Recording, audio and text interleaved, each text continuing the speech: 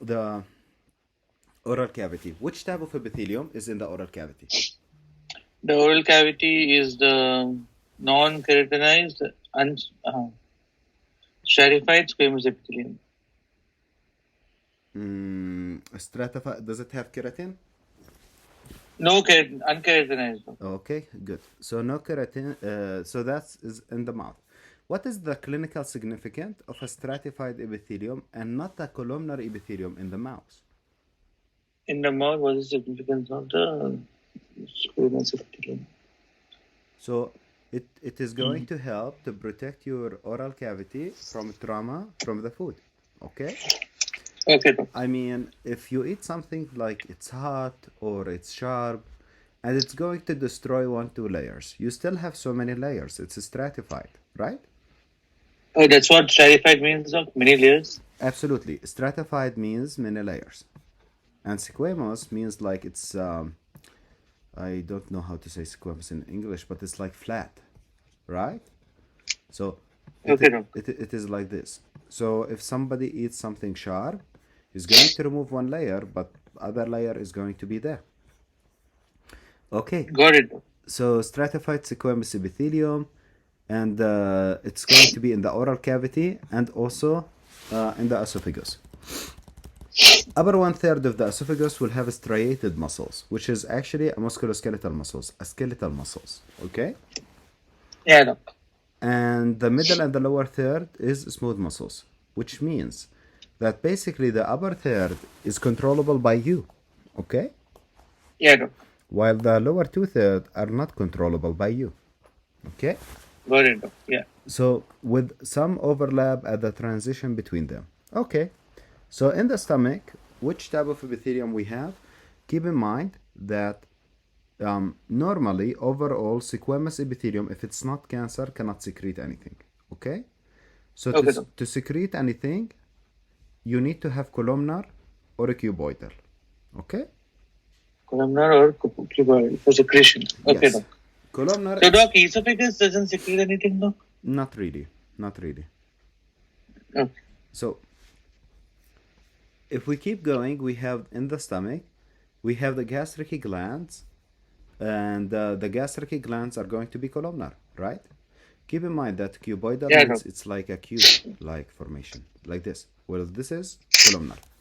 The cuboidal one, you mostly find it in the, like the walls of the tubules. Remember about these? Like the BCT. In the renal, doc? Yeah, BCT, DCT, all of these are actually cuboidal.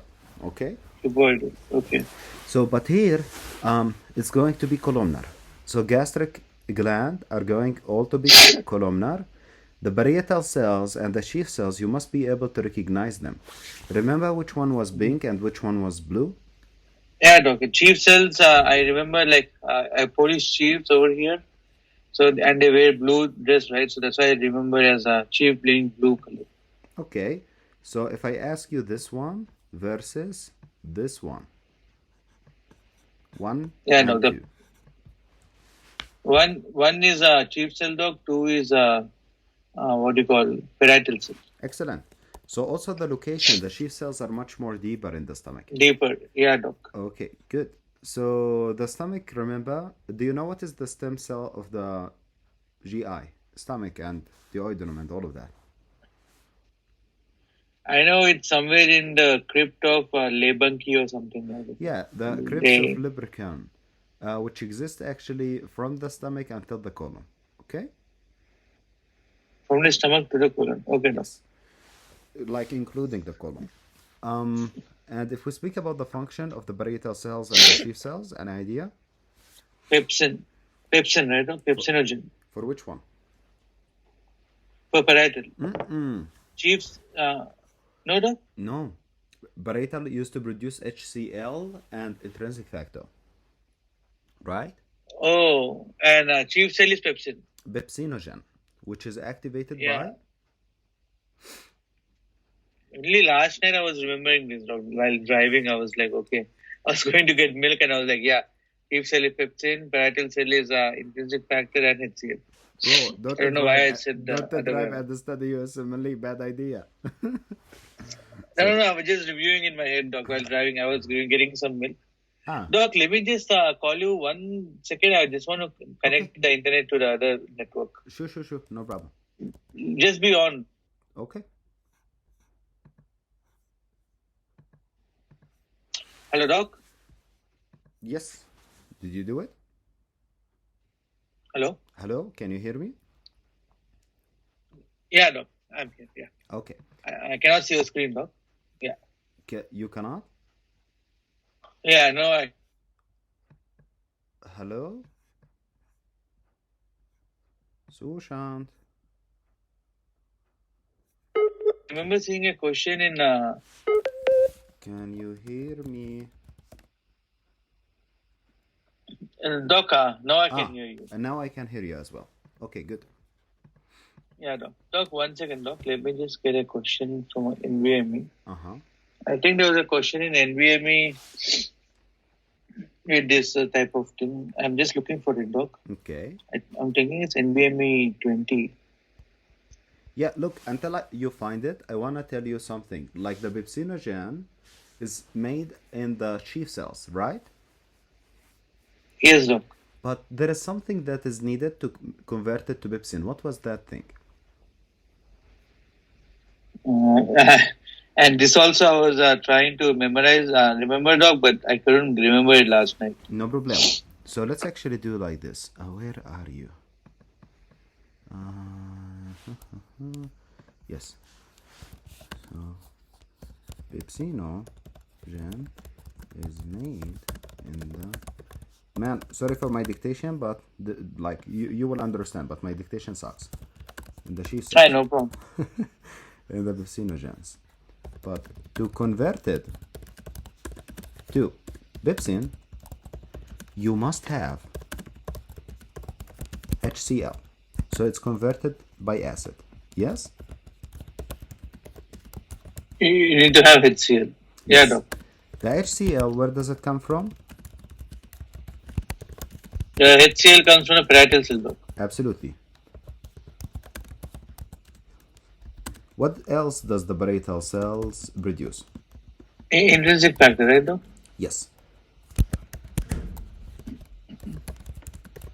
Do not forget about this. They do ask this. Okay, what is the function of pepsin? Digest proteins, Doc? Yep, absolutely. Okay, good. So let's keep it going. After stomach, we are done with the stomach. Let's go to the next one, the duodenum. So the duodenum has, okay, also columnar cells, but it has two other things. It does have microvilli. Do not make a mistake that thinking that the villi are the same as rogae. Rogae are in the stomach. Villi are in the duodenum. Rogae are really big. I mean, you can see them in your eyes. So the rogae can be seen with naked eye, okay? While villi cannot, right? Yeah, Doc. Okay. So we are in the duodenum. We have villi, microvilli, and we even have here and here something called blitza circularis, right? What's the class, Doc? Blitza circularis. I will show it to you. It's mostly in the last portion of the duodenum and in the jejunum. So the blitza circularis, circula. Oh my God. Yeah, blizia circularis, something like this. So the blizia circularis are like inner dentation. Can you see it? It's like this rising. Yeah. Yeah, inside Yeah. of the jejunum. So why I'm telling you about this? Because these annoying people will show you a picture like, just a second, small intestine, X-ray, contrast.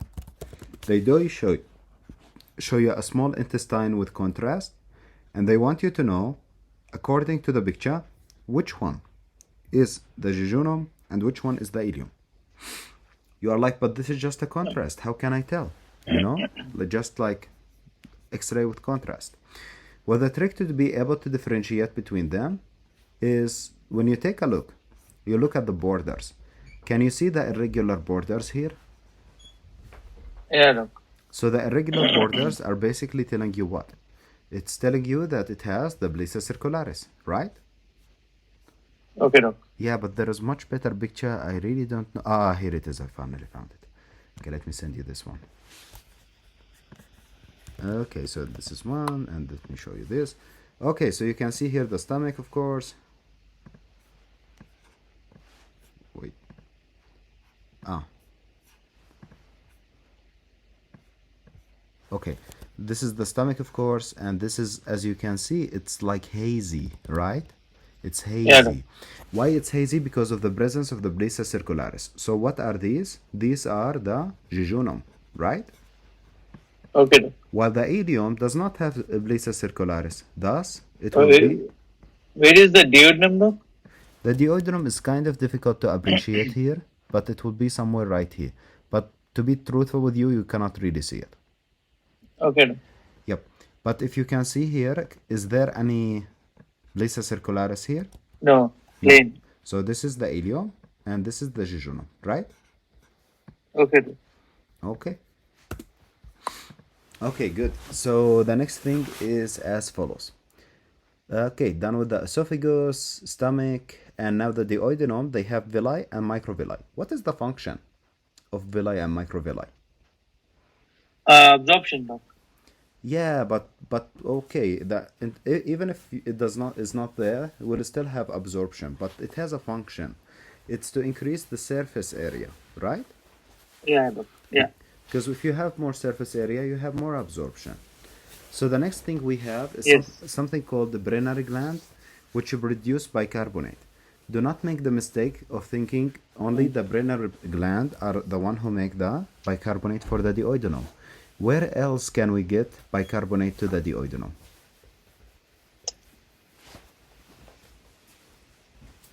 Not sure, doc. The pancreas. Remember when I told you about the pancreas that it has a bicarbonate rich juice that it produce and secrete into the stomach, secrete into the duodenum.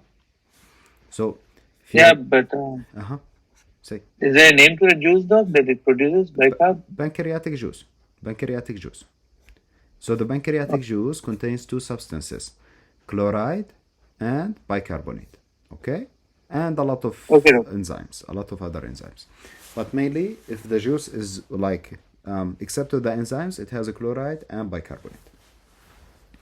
Okay, good. So this is the duodenum. Does it have goblet cells?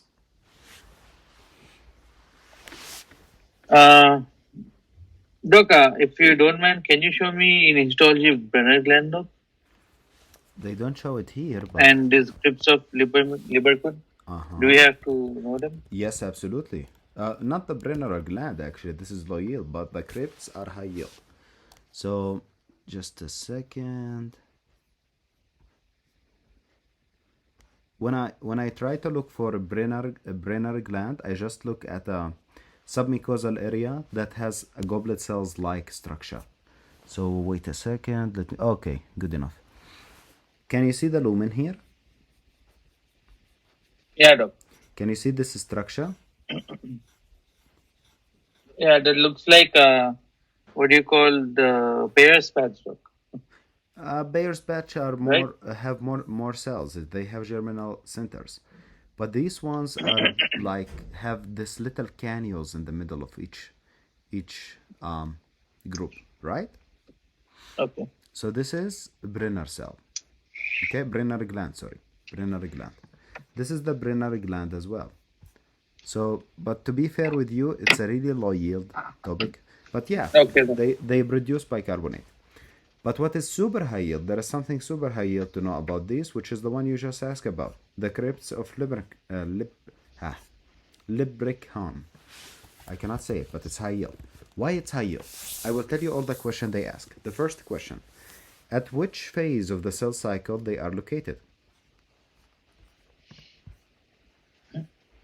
Tell me. The stem G1 phase, doc. Can they go to the G0? No, doc. They cannot. Why? Because they are constantly multiplying and G0 is arrested in that process, right? It's, Absolutely, they are basically stem cells. Yeah. yeah. Okay. So let's keep it going. And doc, in stomach we only have parietal and this chief cell. That's it, right, doc? There is No other other cell. ones. There is other ones. If you remember, we have this enterochromaffin cells, right?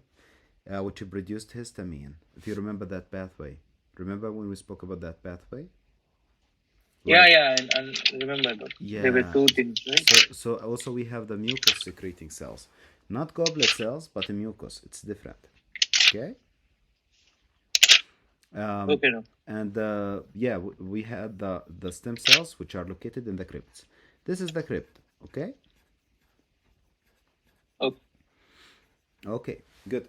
And but this is only from duodenum to ileum, right, doc? The scripts. Also in the antrum of the stomach. Also the antrum of the stomach. Yep. Okay. Okay. By the way, can you see these little things here? Yeah, doc. What are these? Goblet cells. Okay. So Okay, these doc. these are goblet cells. So which organ is it? Goblet cells are duodenum, right, doc? Well, small intestine. Small intestine. Small intestine. Okay, good. So yeah, the oedonum, they have the villi and the microvilli, and they have the Brenner gland, which makes bicarb, the crypts, and they have the Beneth cells, which secretes defensin, lysozyme, and TNF. You don't have to know how the Beneth cell look like, but you need to know what it secretes, and its relationship to which immune system, which is the innate immune system, right?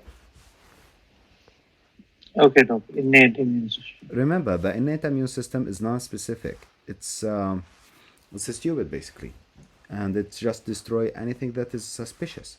It's like the enzymes in our saliva, right? Okay, doc. TNF alpha. Oh, this just TNF, doc. TNF alpha, TNF alpha. Lysozyme and defensive. What does defensive do, doc? Defensin is actually acts like destroy the bacterial cells. Okay, so in honey, you know honey, as in the sweet honey. Honey Yeah, doc. contains defensin, and it also contains one other substance I forgot about. No, I forgot about. But anyway, they Okay, used to be used as a local antibiotics on the wound back in the time, okay, doc. and actually Doc, they do work. and I'm sorry. And this enterocyte and goblet cells, doc. Goblet cell is for mucus. Goblet cells produce mucus, right? Okay. And what about enterocytes, doc? What does it do? Reabsorption. Okay. Yep. Okay, doc. Okay, so the So for duodenum, I have to remember the Brunner gland for bicarb, the villi and microvilli, which is for to increase the surface area for absorption, and then they have the Paneth cell for the innate immunity, and they have the uh, crypts of Liberkin for it to bring in new enterocytes and new what do you call the new enterocytes and goblet cells. These are the two only. These two cells are the only cells which are always replicating, right? Oh? correct. The crypts you mean, right? Yeah. Yeah. And the goblet cells produce mucus. Okay. Yep. Okay, so the jejunum. Jejunum, the only way to know it is from the plexus circularis. Otherwise, it looks like the other portion of the small intestine. I mean, it also has the crypts and it also has the villi. But the trick is with the gross anatomy of having the plexus circularis, right? Okay. The ileum, however, it has something called Bayer's patches. What do Bayer's patches make? Doc, 1 second, Doc. This plicae circularis, what's the main function of it, Doc? Increasing surface area. Oh, same thing? Okay, Doc. Yep. Okay, so but the most important thing is to take a look at like this and be able to know, oh, this one is hazy because of the plexus circularis. Got it. So that must be the jejunum. This is continuous, so that must be the ileum. Actually, Got it. even during like when you are in the hospital, if you go to a specialist and they ask you about something like this, I don't know what you want to specialize, but still, If you know this trick and they see that you know this trick, they will be like, wow. I used to like neurology, but after talking to you, I have to think again. No, man, neurology is a good thing. After all, look, you are a US citizen, which means you can open your own business, you know? You can even open a clinic. For me, I'm going on a, like, not the best type of visa, which means I cannot open my own business, you know? No. Did you find out about the J1 though?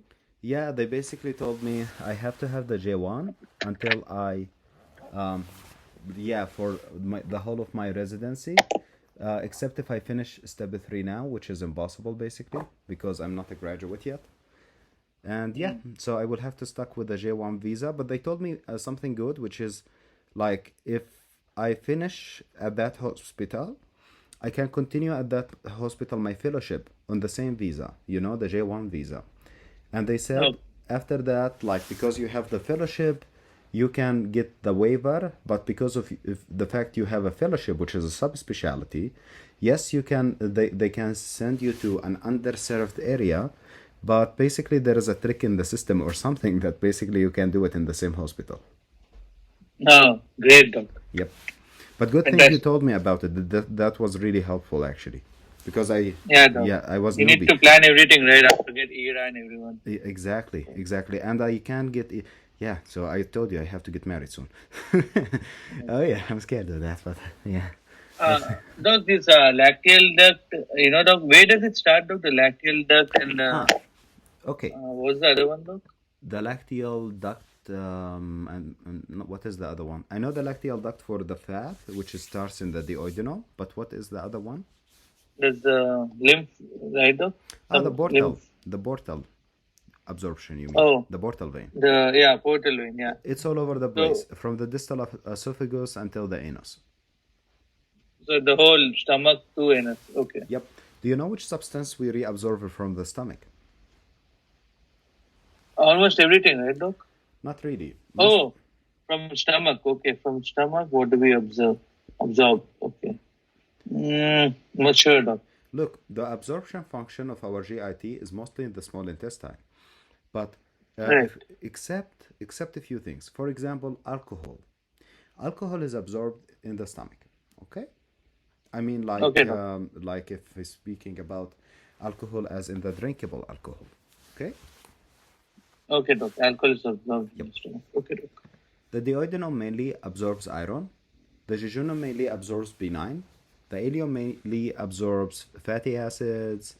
It also help to reabsorb the bile acids and also reabsorb the calcium. Also reabsorb the what else? A lot of things. Most of the stuff B12 as well, right? Okay, doc. B9 in jejunum, B12 in ileum. Right. Yes. Okay. So in the ileum we have this guy. What is this? Hairs patch. What do they produce? Um, Hairs patch, what do we produce? Not sure, doc. Well, they produce IgA, right? For the mucosa surfaces. I put IgG, Okay. but you did not read it. I wanted you to get tricked by it so you will never forget it, but yeah, did not work. So it's IgA, okay? So why IgA? Oh, I was just looking at my book, doc. I was writing. What did you show me, doc? I put IgG here, so you will say IgG, and I will be like, no, it's IgA. But Oh, because I was looking in my book. Okay. so, well, Okay. you ruined it. It's okay. So it's an IgA to protect the surface areas, right? Okay, doc. Okay, good. So the next thing is the colon. Inside of the colon, we have the crypts of lubricant with abundant goblet cells, but no villi. We will have no villi in that case. So in the colon, I want you to understand something. Our colon is going to suck as much fluid and minerals as possible. Okay?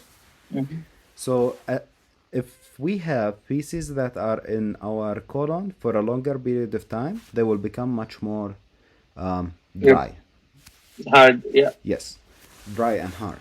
Okay. If the patient does not have a colon and he has an ileostomy, the feces are going to be solid or liquid?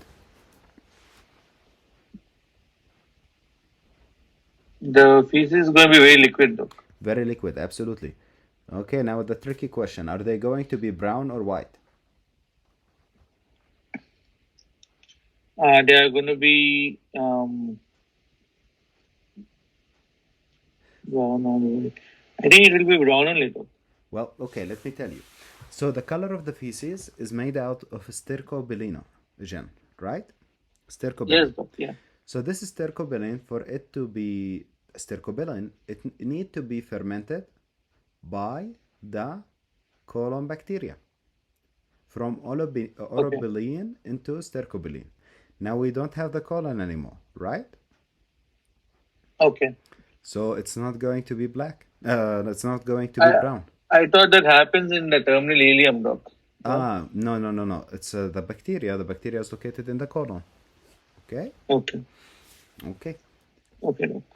Nice. So So, doc, that's just to make sure the bile, only 20% of it is reabsorbed, right, doc?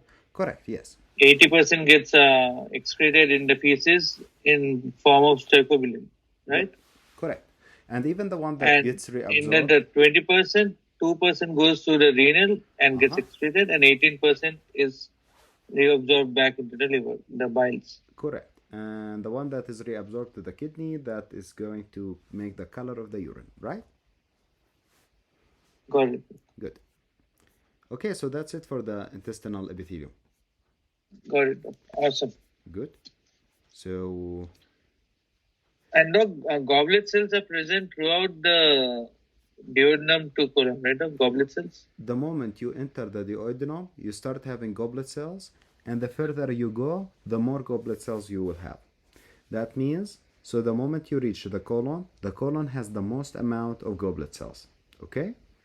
So, doc, these two things I see throughout the crypts of Lebercon and the goblet cells. They are present from duodenum to colon.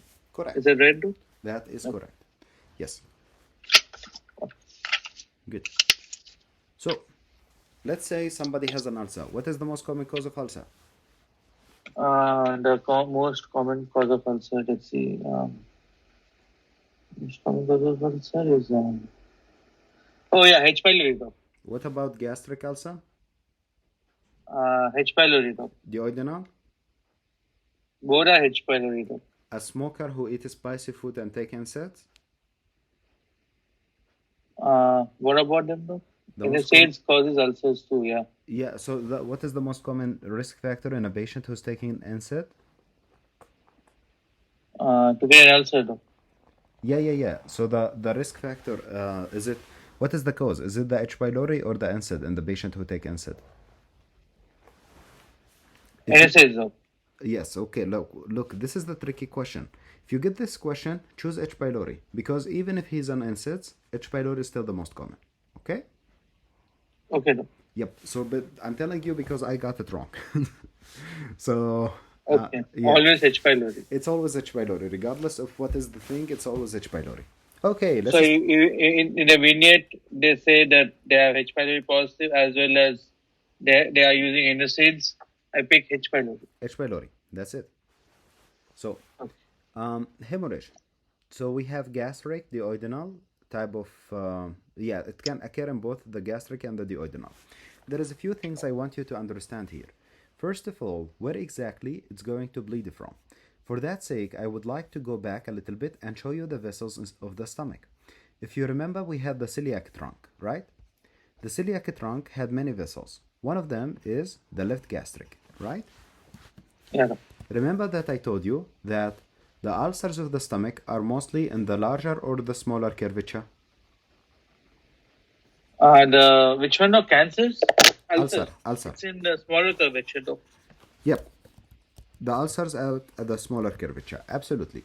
So since they are at the smaller curvature, they can, well, destroy the left gastric artery, right? Yeah. So basically, if this is the wall and this is the blood vessel going by, the ulcer is going to destroy mucosa, submucosa, muscularis, and then keeps going and penetrate the artery, which is going to start bleeding to the stomach, right? Okay. But I thought ulcer is only until submucous. No? Yes, that's what we say. We say that this is like a progressive, this is a complication, right? Okay. So ulcer is supposed to be only to the submucosa, but if can it keep going? The answer is absolutely yes, it can. Okay, doc. So if it is at the lesser curvature, the bleeding will be from which artery? Gastric, doc. Okay, good. So the next question comes to you about the duodenal ulcer. Let me show you something about the duodenum. I want you to imagine that this is a cross section of the duodenum. This is the anterior border and this is the posterior border. Okay? The blood vessel of the duodenum, the blood vessel we are going to speak about is going posteriorly to the duodenum. Okay? So the name of this blood vessel, as you can see it here, it's the gastroduodenal artery. Okay? Okay, doc. So if they tell you the patient has a posterior, posterior ulcer, and they ask you most likely what will be the complication, the answer is bleeding from the gastroduodenal artery, right? Okay. Yesterday also you said most common cause of ulcer in duodenum is posterior part, right, doc? Yeah. Yesterday you told me. Yeah, so it's due to H. pylori, and if it affects the posterior part, we are going to have the most common complication is hemorrhage, right? Gastroduodenal artery. Yes, hemorrhage from the gastroduodenal artery. Now comes the tricky question. If they tell you the ulcer was located on the anterior side, now that becomes tricky. Why? Because there is no blood vessels on the anterior side, right? Okay. So instead of the hemorrhage, you will have something called perforation, which means the air from the duodenum is going to escape out here, right? Okay. So you are going to have something called pneumoperitoneum, which is air inside of the abdomen. Okay, doc. Peritoneum. Okay, so yeah, when you have the pneumoperitoneum, the air is going to get inside of the cavity. And does air go up or down? Up, doc. Yes. So can you see the subdiaphragmatic air? Yeah. So this is a sign of perforation. Good? Got it. Make sense? Yes, doc. Sure. But doc, there's another vessel in the front, right, doc? No, that's the trick. There is no. At the anterior superior pancreatic duodenal artery. It's a little bit down. We are speaking about the proximal portion, and that's what they ask you about. Okay? Okay, doc. Perforation. Okay, doc. Good. Amazing. Nice. So now we can speak about that concept comfortably.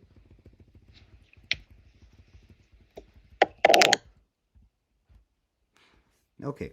So gastric, hemorrhage can be in gastric and duodenal. Look, mostly at the posterior duodenal ulcer, right? Is the most common complication.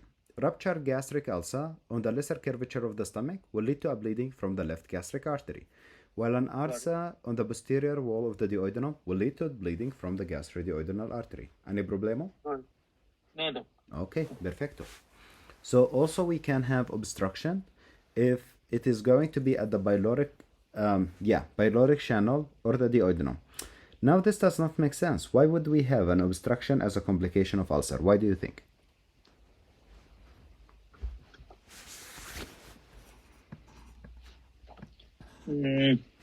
Not sure, doc. Well, if this is the stomach, okay, and the ulcer is here. It's a tight area, right? So the ulcer is here. Well, ulcer after sometimes it's going to try to heal, right? Inflammation, maybe because of the inflammation. Yes, well, it's going to try to heal. The first step of the healing is local inflammation, right? So this is going to make the wall a little bit thicker, which is going to obstruct the movement of the food, right? Got it. But this is not the only problem. Even if after the healing occurs, sometimes we can have formation of some adhesions, okay? It's like a scar tissue formation, which also can obstruct the channel. Yeah. Okay? So yeah, obstruction is the second complication, and the last one is perforation. You tell me, don't look at your book. Just tell me the duodenum, the perforation, it happens at the anterior or the posterior ulcer? The posterior, Doc. Posterior. No, the perforation I means as not hemorrhage. Oh, okay. So sorry. Perforation is usually on the anterior side, which will have pneumothorax. Okay. What is it? Pneumoperitoneum, Doc? Peritoneum, not thorax. Yeah. Yeah, pneumoperitoneum, and when we have it posteriorly, we have hemorrhage, which is from the gastroduodenal artery. Okay, good. So duodenal, it's going to be anterior, not much more likely than posterior. Anterior duodenal ulcer can perforate into the anterior abdominal cavity, leading to pneumoperitoneum. Well, can you see the air under the diaphragm? Yeah, Doc. I want to teach you a trick because they do play with you like this. Okay, you see this, and this is subdiaphragmatic air. Well, you are like, no, this is the stomach, right? So no, it's air, Doc. So how come you can differentiate it from the gastric plug? You know, in the stomach we have some air. So the way to differentiate I think the straight line, Doc. The straight line at the bottom. Well, it's possible also to have a straight line if there is some type of food inside of the stomach. But the fact you have two, see, there's one here and one here, right? Yeah, Doc. You're supposed to have one. Why there is two? So one is in the stomach and one is the subdiaphragmatic hernia. Also here you can see it. Can you see the stomach here? This is the gastric blob and this is the subdiaphragmatical air. Air. Okay, Doc. Good. Doc, what do you mean by gastric blob? Gastric blob, I will show you. Is it bulb? Bubble. It's like bubble. Okay. It's air inside of the stomach. Double bubble sign, triple bubble sign. Absolutely, but this is like physiologically we do have one bubble, you know? Normally, okay, Doc. If it's a normal X-ray. Okay, good. So here they say, may see free air under the diaphragm with referred pain to the shoulder because of irritation of the phrenic nerve. There is phrenic nerve which comes from C3, C4, C5, keep the diaphragm alive. The word phrenic means diaphragm, and they supply the diaphragm. So when there is air under the diaphragm, it's going to irritate it, and it's going to refer as a shoulder pain. Okay? Yeah, Doc. Okay, so let's speak about GI bleeding. GI bleeding, it's subdivided into upper and lower GI bleeding, and there is huge importance to differentiate between them because clinically and for the treatment they are super important. I hope you can see here there is something called ligament of Treitz. Can you see it? Ligament of Treitz, yeah, Doc. So the ligament of Treitz is the thing that separates the upper GI from the lower GI. Okay? And upper GI to lower GI. Yeah, so anything before the ligament of Treitz, we consider it to be what? An upper GI. Yeah. Anything after it? Lower GI. Lower GI. Okay, good. So what is characteristic? So, Doc, at which point do we see that, Doc? At which point? At basically the ligament of Treitz. It's the ligament of Treitz connects to the portion at the ending of the duodenum and the beginning of the jejunum. Okay? Oh, okay. Right. So, okay. I want forget about this whole thing. I just wanna speak with you about something totally different. If you bring iron and you put an acid on it, what will happen to it? It's going to convert into something called hematin. Okay? Okay. So what is the color of iron? Red. It's bronze, sir? Red. It's red. Okay. So this is why we have red blood cells. It's because of the iron inside of them, right? Right. After it's going to react with the acid, it's going to lead to a color black. Good? Okay. Well, if you have some blood at home, I don't know why you would have some blood at home. Try to put some lemon in it. It will become black. Okay? Okay. So, basically, where can we have acid in our GIT tract? We have it in the stomach though. Correct. And the stomach is going also to expel it a little bit to the duodenum, and after that it gets neutralized, right? Yeah. So anything that is going to hit the acid is going to be what? Black. Black. If I have an esophageal bleeding, the blood is going to my stomach, right? Mm-hmm. So that also is going to be black. If I have a bleeding from my pharynx and I swallow the blood, so and it goes to my stomach, it's also going to get black, right? Yeah, because of the HCl, right? No acid. Yes. So I hope you understand why everything proximal to the ligament of trace is going to be, the bleeding is going to be black, right? You mean about the ligament of Treitz, right? No? Yeah, before it. Proximal, it means before it. Before it, yeah. Yeah. Yeah. Okay, good. So an upper GIT bleeding originates proximal to the ligament of Treitz, also known as the suspensory ligament of the duodenum. Usually presents with hematemesis, which is coughing out blood, vomiting blood, and the color of the blood is going to be? Black. Yes. And melena, what is the definition of melena? Black stool. Okay? Okay. Good. The vomitus is going to be so black, they say it's coffee. Okay? It looks like coffee. Okay. I was once in Ukraine, my father called me and he was like, I don't know what's up with me. I vomited coffee. I was like, did you drink coffee? Mm. He was like, no. And he was having this hypotension for sometimes.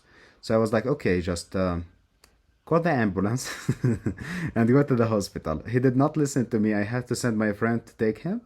And you guessed it, perforated ulcers. Yep, got it in the correct time. His hematocrit was down to, his blood hematocrit was down to 25. Yep, he bled a lot, but did not feel it. Why he did not feel it? Because he had diabetes. Diabetes lead to what? Neuropathy. Can you feel the pain if you have Yeah. neuropathy? No. Exactly. That's why he did not feel it. So associated with So, Doc, this hematemesis, why did it happen, Doc? Like, is it because of the GERD or why did he vomit? I will tell you. So When you say perforation, isn't it supposed to go into the peritoneum? absolutely, but there is blood accumulate here, and he has gastroparesis because he is diabetic. Yeah. So Okay. But why is blood over there, Doc? In because the stomach? perforated ulcer, Okay. like an ulcer, and it started bleeding from the like the right gastric artery, yeah, and left gastric artery, Okay. and then Okay. his stomach was full with the blood, and boom, yep, Okay. and So it is because of the left gastric artery bleeding into the stomach from abs- perforation. absolutely. Let's continue actually the treatment because I think you will know it for now. So after they found the bleeding, it was active. They did an emergency endoscopic surgery, and they stopped the bleeding. So what do you think they did next? They found the ulcers. Should they biopsy it or not? It was in his stomach. They should, Doc. They did. It does not have cancer, only ulcer. So what thing did they do next? What do you think? Mm, What is the most just common give cause? him just give him some coating, right, Doc? Like, Well, look, he was on aspirin. They stopped the aspirin. But what is more important that they checked for H. pylori in the stool and it was positive. You need to treat the H. pylori, right? okay. So they treated the H. pylori with the quadruple therapy and it went away, the ulcer itself. After endoscopy, 6 months later, no ulcer. Okay, so that's a real case, and you can see that the stuff we learn in the USMLE is actually real cases that you will see in the future. So, it associated with peptic ulcer disease and also variceal hemorrhage. You remember what is variceal hemorrhage and what causes it? Variceal hemorrhage is the one with the cirrhosis, Doc? Absolutely right. It's a connection between what and what? azygous vein and left gastric artery. Good. So lower GI bleeding, it comes distal or after the ligament infiltrates, usually present with hematochezia, which is a bright colored bleeding from the stool with the stool. Most commonly Got it. caused by inflammatory bowel disease, which include Crohn's or ulcerative colitis. Okay? Do you remember which one has a Okay. granuloma in it? Can you repeat the question, though? Yeah. Which one has? Granuloma. Oh, granuloma. In Crohn's or ulcerative colitis, which of the two has granuloma? Mm-hmm. How do I say it, though? Look, I think ulcerative colitis. no, it's actually Crohn's disease. Let me tell you the trick. Crohn's disease, I read it as Crohn's disease. So Crohn's granulomas. Okay? Okay. So, okay. But caseating or non-caseating, what do you think? Doc, you said only bacteria does caseating, right, Doc? Yes, so? So this has to be non-caseating. Excellent, good. And diverticulosis, not diverticulitis. Diverticulitis do not bleed. They are painful, but they do not bleed. Diverticulosis do bleed. We'll speak about why later. And angiodysplasia, it's a disease that of the vessel we'll speak about later. Hemorrhoid, internal and external, both of them are considered as a lower GIT bleeding, and cancer will bleed as well. Okay, so as you can see, all of these will have a bright colored bleeding from the feces. There is only one condition in which the feces are going to be black in the lower GIT bleeding. Any idea which one?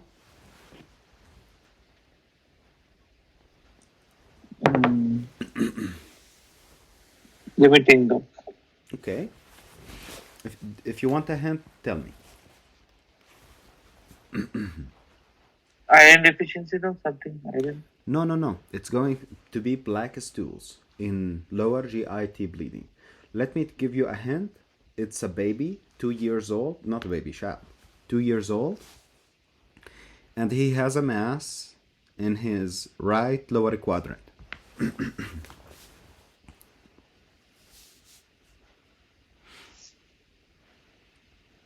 Well, it's type of diverticulum. What do you think? Which one? Michel's diverticulum. Okay, why it's bleeding black? Because it has GI tissue in it, Doc? Not GI. I mean gastric tissue. Yes, gastric. An ectopic heterogeneous growth, which is basically what? Gastric acid, right? And that is going to be lower GIT bleeding, but it's going to be black, right?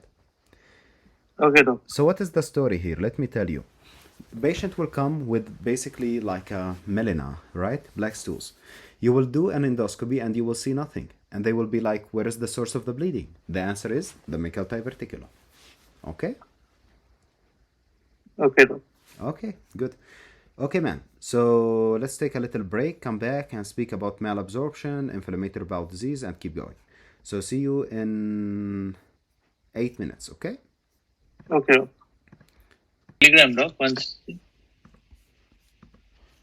Okay. So, when they say gastrin, that means HCl secreting cells only, right, Doc? Just a second. I did So they are asking about. Let me just read this. Oh my God, the physician by burning and pain wanted after eating. She sweats profusely and has a lightheadedness when she's examination, epigastric tenderness, abdomen show 2 centimeter mass in the proximal duodenum.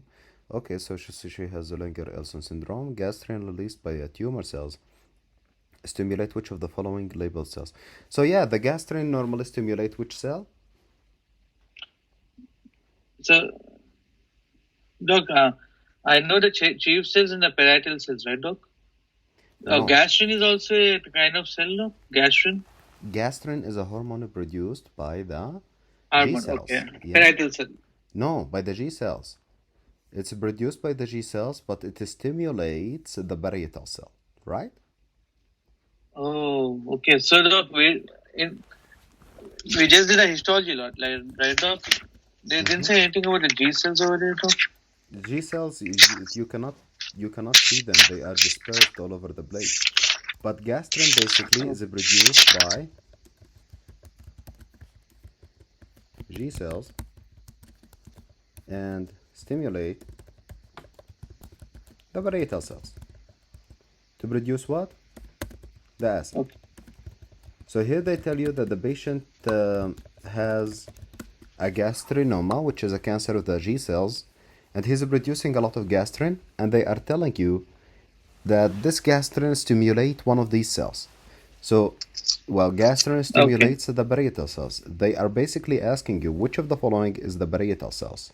So, which one it is? Right, doc. So parietal is pink in color, right, doc? So, And chief cells is blue in color. So I think B, doc. absolutely correct. Right. Make sense? Yeah, doc. Doc, these G cells, different kind of cells are there, right, doc? Like G cells and stuff. Where do Yeah. I see in the book, doc? Well, you cannot see them in histology, to be totally fair with you. They No, because in the book, do they give us different types of cells? yeah, we discussed them in G the cells. yes. Here it is.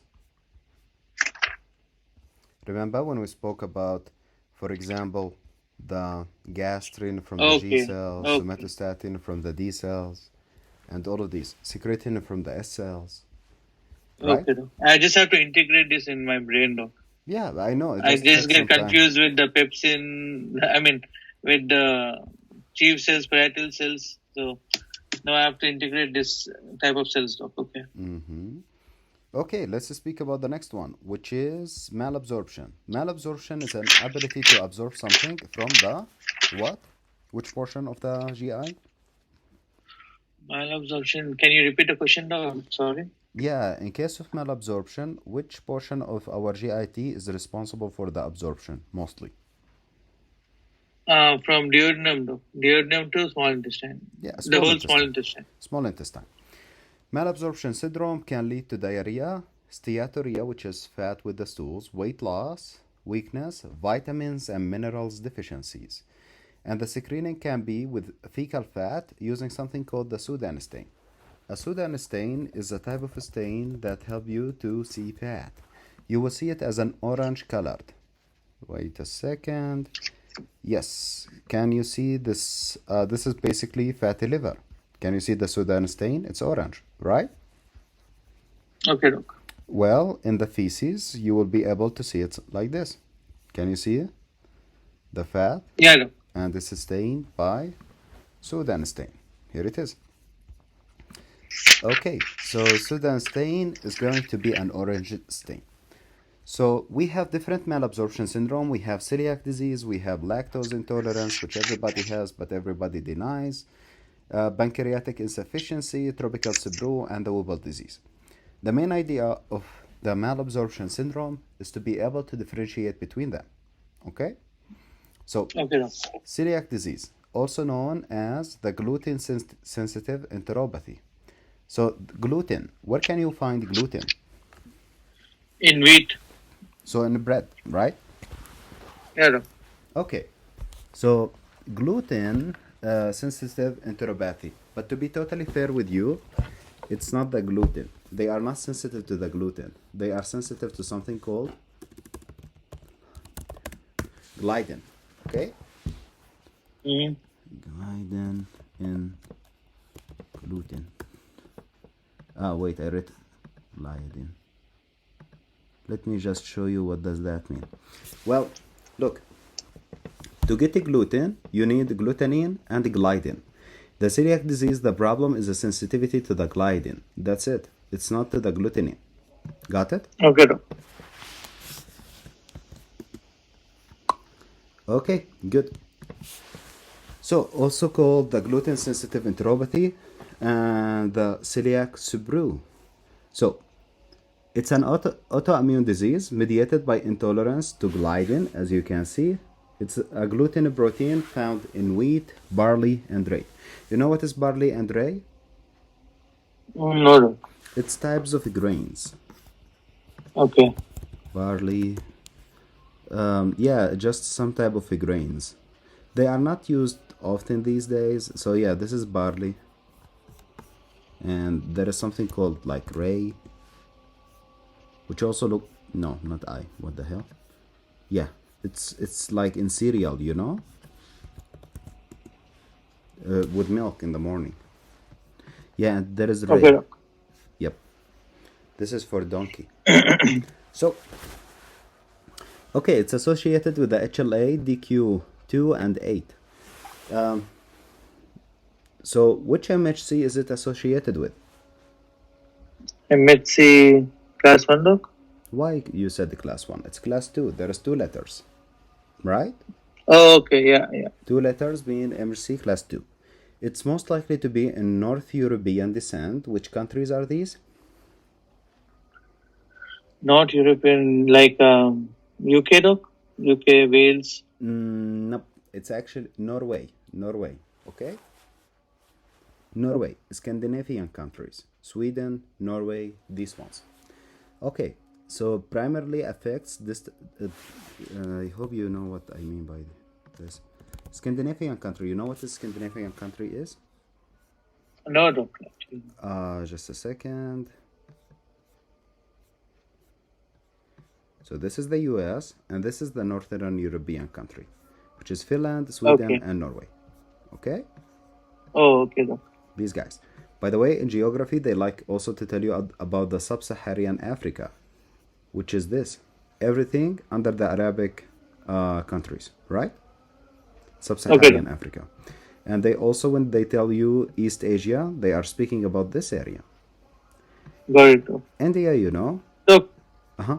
doc, you guys are like European, or is it called African countries, doc? You mean my country? It's actually between all of them, but we are considered Asia. Asia? Asia, yeah. We are Oh, basically we are at the intersection between Europe, Africa, and Asia. It's in the middle. but you're considered Asian. Okay. Yep, not that much, but Where does okay. Europe start from, doc? Like, is it from Turkey? It starts from Istanbul here. This Oh, section. okay. That's okay. Yeah, so Istanbul is one city in 2 continents. The eastern one is in Asia. The western one is in Europe. Okay, doc. Yep. Okay, so good. Moving on, primarily affects the distal duodenum or the proximal jejunum. So we can have malabsorption and steatorrhea. What I want you to know that since we have malabsorption, we are going to lose a lot of fat in the stools, correct? Okay. So which vitamins are we going to lose as well? Correct. ADEK, doc. Excellent. Also, the duodenum is messed up. Do you remember what duodenum used to reabsorb? The duodenum iron, doc. Excellent. So we might also have iron deficiency anemia, right? Yeah, doc. Okay, good. ADENK, good enough. Okay, so the next thing is the treatment. The treatment can be done with a gluten-free diet. You tell the patient not to take the gluten because it contains gliadin, which they are, well, basically, they are intolerant to it. It's associated with something called dermatitis herpetiformis. You need to know how it looks like, what causes it exactly, and wow, they don't mention what causes it. Okay, so I have to tell you. Okay, let's take a look at the epidermis. They do ask this. So the epidermis has layers, right? Mm-hmm. And remember, we have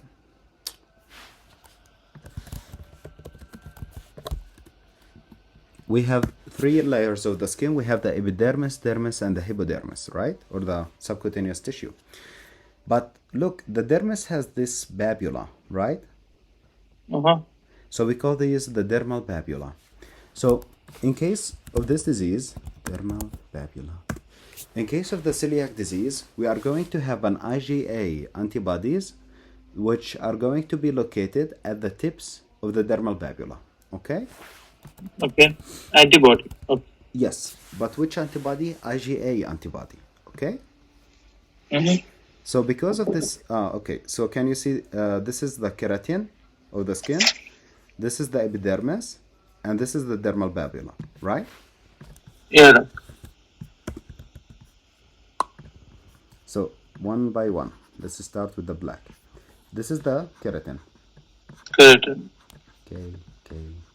Okay, so this is the epidermis, right? Epidermis. Yeah, doc. This is the dermal papilla, right? Yeah. Okay.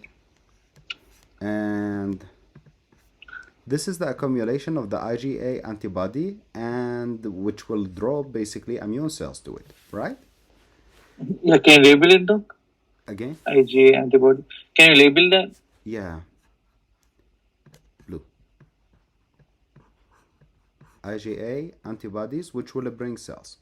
So this thing is the herpetitis dermatiformis, okay? Okay. Let me show you that. Is accumulation of the IgA cells. Yes. Okay, can you see how it looks like? Okay, doc. And it's itchy. It's itchy.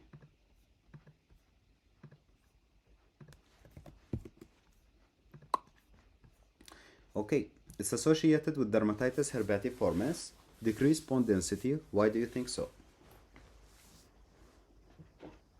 Something with the vitamins. Can you repeat the question, doc? Why do you think so? What? Why do you think? Sorry, 1 second. Why do you think people will have decreased bone density with celiac disease? Decreased bone density. Okay, because vitamin D is Yes. being lost. Doc? Absolutely correct. Fat association. Yeah. They also have increased risk of malignancy, especially T cell lymphoma. And in the future, I will tell you that T cell lymphoma do have skin symptoms compared to the B cell lymphoma that do not have skin symptoms. Okay? Okay, doc. Um, Okay. there is a test called the oxalase test. This sugar is freely reabsorbed from the intestine. It does not require energy, transporter, or anything like that. So, how do we do the test? We give the patient the deoxylase and we check the level in the blood or in the urine. It must be exactly as given orally. But if it was decreased, that means that there is a problem in. Can you repeat the test, doc? How do we do it? We give them a sugar solution Yeah, and so ask them to drink it. not sugar solution, a deoxylase solution, which is true. It's a sugar, but I want you to appreciate that it's a special type of sugar. This sugar is 100% absorbed from the intestine. Okay, Okay. which means if you give let's say 1 gram orally, you should have 1 gram in the plasma, right? Okay. So if you give 1 gram orally and you check the plasma and you only have 50 milligram, that means that the intestine absorption is bad, right? Yeah, doc. So that means the absorptive function of the enterocyte is bad. So the deoxylase test in case of a malabsorption will be bad. To be totally truthful with you, this is not only in the celiac disease, it can be in the other ones as well. Okay? Because Okay. the main problem here is the problem with the absorption. The deoxylase test is a test that helps you to check for the function of the absorption. Okay, let's speak about serology. An IgA anti-tissue transglutaminase. Okay? So you will have an IgA anti-tissue transglutaminase, but there is a trick. Well done. If you have an IgA deficiency patient, there is this immunodeficiency, IgA deficiency. Will this antibody be positive?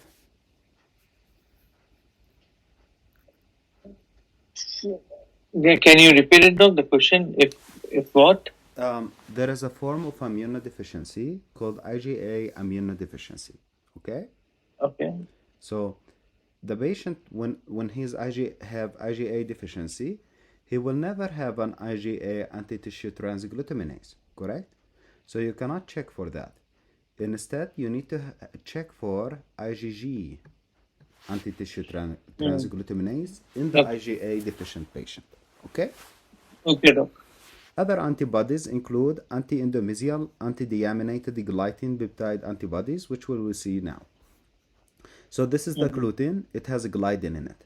it enters our body, and inside of our body, we will have this tissue transglutaminase, which we had the antibody against him, right? So Okay. this guy is going to take the gliadin and form something called deaminated gliadin out of it. Okay?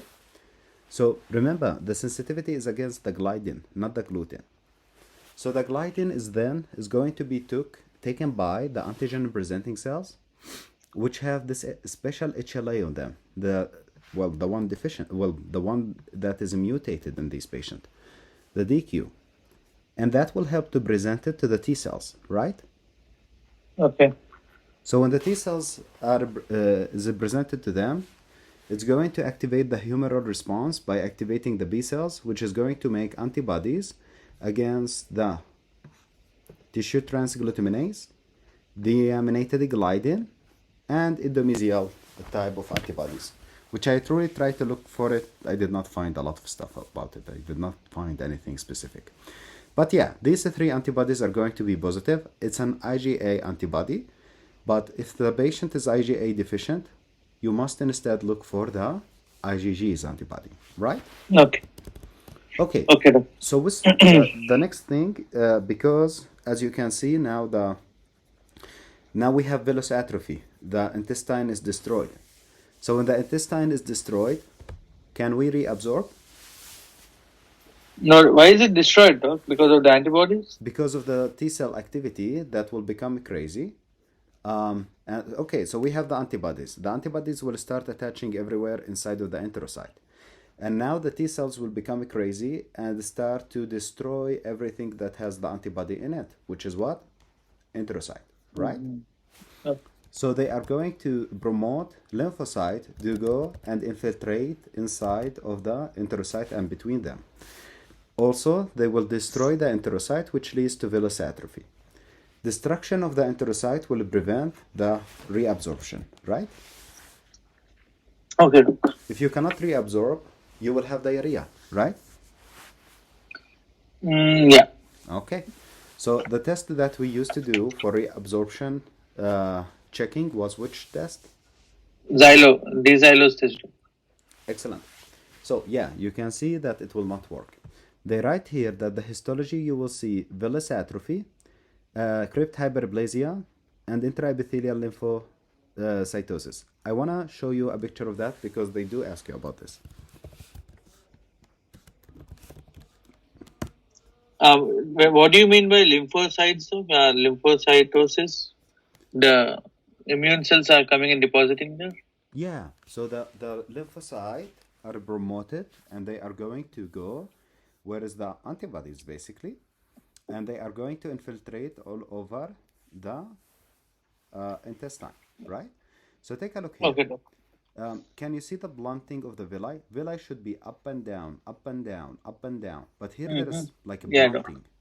And you can see so many nuclei here, right? Yeah. What are this? What is it? Lymphocytes, sir? Absolutely correct. This is lymphocyte. Again, this is healthy on the left. On the right, you can see a lot of lymphocyte. You can see the blunting, right? Got it. Make sense? Yep. Here you go. Okay. So, can you... So, Doc, just had a question, not with this, but when, let's say I took COVID vaccine, right, Doc? Mm-hmm. And then, Doc, I can resound. There's a resound, Doc, of my own voice. You can hear Hello? yourself. Yeah. So, Doc, how do we differentiate if someone got a COVID infection or if they are vaccinated, Doc? Like, how do we check for it, Doc? Well, look, the vaccine is made against only one antibody, okay? I mean, one antigen, which is the spike protein for now. So you can check if you have an antibody against the I or an E antigen of COVID, and if that was positive, that means you had actually truly COVID. But, sorry, because if it's a pandemic right now, we don't really check this stuff, you know? Okay. And we don't really like care if he was like, can you still hear yourself if I increase the voice? No, Doc, no. Okay. No, it's good. Okay, so yeah, we don't really care about it during the pandemic period because the most important thing now is to get everybody antibodies in any way. No, I mean, I just wanted to know, Doc, like, let's say someone got vaccinated, what kind of antibodies will he have, Doc? Anti-spike protein IgG antibodies. It's IgG. Yes, So whoever gets vaccinated, he will have IgG antibodies, and any other antibody means that he has been infected with COVID. absolutely. So I have both. Oh yeah. Okay. So okay, so let's speak about lactose intolerance. Well, do you have lactose intolerance? By God's grace, no, Doc. Oh yeah, we all do. So look, basically the lactose intolerance is really really common. I want you to know that, for example, in a country like China, 95% of the population have it. That's why drinking milk in the morning is not a thing there. They don't drink milk in the morning. Okay, so lactase intolerance, lactase deficiency. So, what is the function of lactase? What do you know about it? Breaks down the lactose, Doc. Yeah, what is lactose? Lactose is a Sugar, yeah? is it a disaccharide, Doc? Excellent. Lactose. Disaccharide. And this thing you said, you saved me a lot of time. Okay, it's a disaccharide, which means that it's two molecules of monosaccharide bound to each other, right? Mhm. Okay, so another name of lactase they can tell you on the exam is disaccharidase. Okay, Okay, Doc. so they give you a case of lactose intolerance, and you are like, yeah, I know it. This is lactase deficiency. You search for the answer, it's not there. But you will find something say disaccharidase deficiency, pick that one. Good? Okay, Doc. So they write normal appearing villi, except when secondary to injury at the tips of the villi, most commonly after a viral enteritis. I mean, there is three ways you can get lactose intolerance. I will tell you all of them after we finish this, but one of them is after a gastroenteritis. Okay? Okay. Osmotic diarrhea with a decreased stool pH. Well, let's try to understand how this happens. Well, the lactose, did I do lactabaron with you? Yeah, you did, Doc. Okay, good. So, osmotic diarrhea, why? Because the lactose is osmotically active. And in this disease, we cannot um, digest it, right? Mm. So Okay. it's going to keep going into our colon, right? Yeah. It's osmotically active. It's going to suck water. That's okay. But in in addition to the water, it will go to our small intestine. And after small intestine, large intestine. What do we have in our large intestine? Micro. Water reabsorption, Doc. Yeah, but we have the microflora, correct? Mm. The bacteria. Microflora in the large intestine, Doc. Yeah, the bacteria Okay. basically. Yes. Uh-huh. Remember this bacteria that makes vitamin K. It it, it keeps normal microflora inside of there. Helps making some forms of vitamin D as well. So okay, the bacteria in our colon is going to eat up the lactate. Why? Because they have the lactabaron, right? Yeah. So they can utilize it. Okay, when bacteria is going to use the lactate, well, bacteria do which type of glycolysis?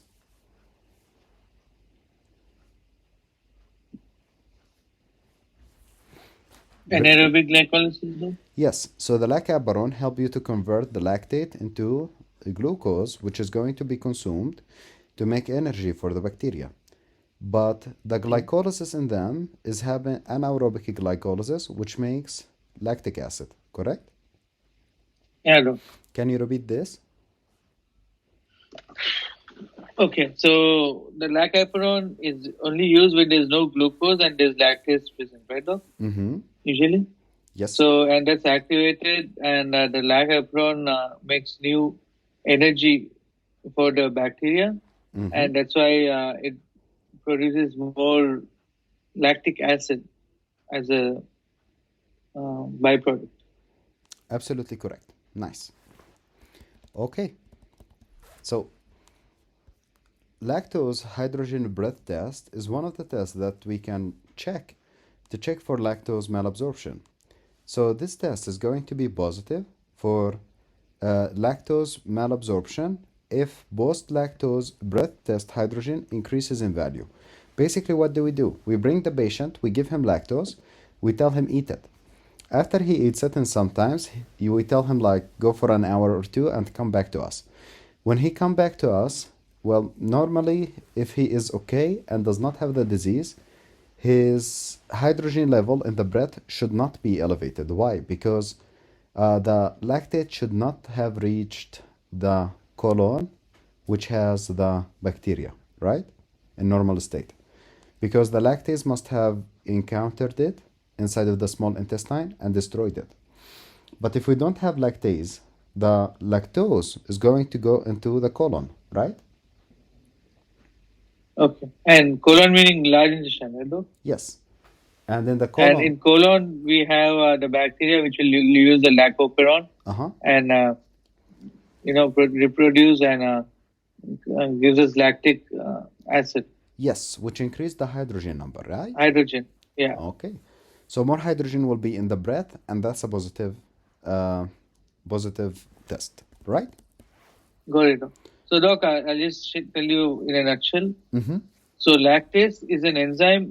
Where exactly is it present, Doc? Lactase in our All of the body? small intestine. All of the small intestine at the tip of the small intestine.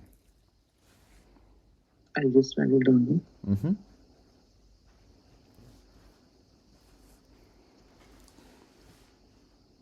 Yeah. So basically, Doc, lactase enzyme is the one which breaks down the lactose in the small intestine, and if it doesn't do the job, like if we have a deficiency, the lactose goes into the colon where the bacteria uses its lactoperon and creates energy for itself anaerobically, and we have lactic acidosis, which means more hydrogen, and that's why when we do the hydrogen test, it will be positive. Correcto. Right. That's it. Good. So causes, we are going to study this topic actually again in biochem, but I will tell you really quick that it can be inheritable, which is the least likely, or it can be partially inheritable, which means like you only get it when you are older in age, around 18, 19, 20 years old. Before that, you don't have it. Or the third way, it happens to you after a GI infection. Okay? GI viral infection, Doc, or any infection? Well, GI viral infection, gastroenteritis. Good? Okay, Doc. Can you repeat the three ways we can get it? So first is inherited, Doc. It could be familial, which we get the deficiency. Or second thing is probably old age. In old age, we have lots of many things. So one of them might be lactase deficiency due to old age. Yeah, And but third one is not any that old, not that GI. old. Not that old, just for the sake of understanding. Older age, I mean more than 20 years old, which is actually young people like me. Oh, So, yeah, so after 20, it starts decreasing. It's like, I like to think about it, it's like our thymus. When we are 20, it's gone. And the lactase is kind of the same thing. got it. You want to be a GI, right, Doc? Me, GI or cardiologist, one of the two. Okay. Yep. Or a proctologist, my dream job. So, pancreatic insufficiency, because I want to become a politician one day. You will remember about this. Politician back in Jerusalem, Doc? Maybe in the US. Maybe in the US. Maybe in the years. Okay. Yep. So, pancreatic insufficiency is due to chronic pancreatitis. So that when the patient have chronic pancreatitis, the functionality of his pancreas start to deteriorate, and it becomes worse and worse and worse and worse, right? Yeah. Look, but pancreas is inflamed, so some of the tissue will be destroyed, dysfunctional. The pancreatic function is going to decline. So, person eventually is going to have pancreatic insufficiency. Make a note, please. You have pancreatic insufficiency when you have 10% or less activity of your pancreas only. Okay. I mean, if only 15% of your pancreas is functional, you will not have symptoms. It must be less than 10%. Okay, so which diseases can lead to that? First one is cystic fibrosis, right? Remember, cystic fibrosis lead to the lung issue and the pancreatic issue. And obstructing cancer as well of the duct, I mean, the pancreatic duct, like ahead of the pancreas adenocarcinoma. Also, we have the following. If you don't have pancreatic juice produced, what is the component of pancreatic juice, please? Mm, you said bicarb, right? Lots of Excellent. bicarb What else? and bicarb and vitamin. No. Mm-mm. Bile juice, doc? That's bile, not pancreas. But okay, so we have a chloride, we have bicarb. Which enzymes does the pancreas produce as well? I mean, in the lumen, not endocrine, exocrine. Trypsin, lipase, Excellent, excellent. amylase, Yep. amylase, Continue. and uh, amylase, lipase, trypsin, and these three things only, though. Well, also elastase, and we have chymotrypsin, and we have the trypsin, and all of these. You're right. Okay, no. Remember that the trypsinogen is activated into trypsin with the help of enterokinase, right? Enterokinase. Trypsinogen to trypsin is enterokinase, which is present in the duodenum. Absolutely. And the trypsin can reactivate itself, I mean the trypsinogen to trypsin, and can activate the other enzymes, right? Okay, doc. Good. So it causes malabsorption of fat and fat-soluble vitamins. Why? Because you don't have lipase anymore, as well as vitamin B12 deficiency. Remember, to remove the R factor and put the intrinsic factor instead, we must have the pancreatic juice, right? Oh, yeah. Yep. So because it's absent, the pancreatic juice, we will have vitamin B12 deficiency. So they're right. 1 second, doc. I just want to go back and Okay. refer this. 1 second.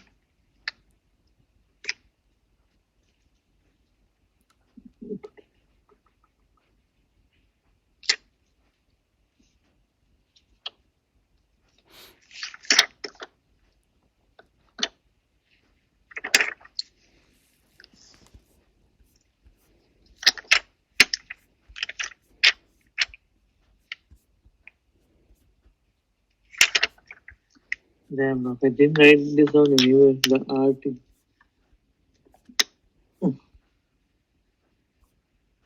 I remember writing it somewhere. About the arch thing. No, I told you the story. Remember when I told you like the R fact? If you want, I can find it for you actually. B12.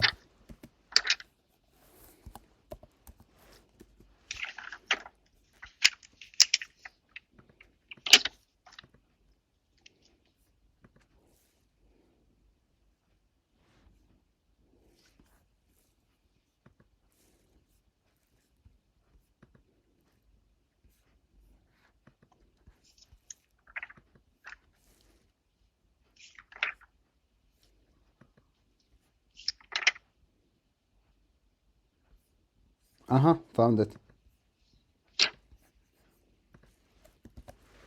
Take a look at this one.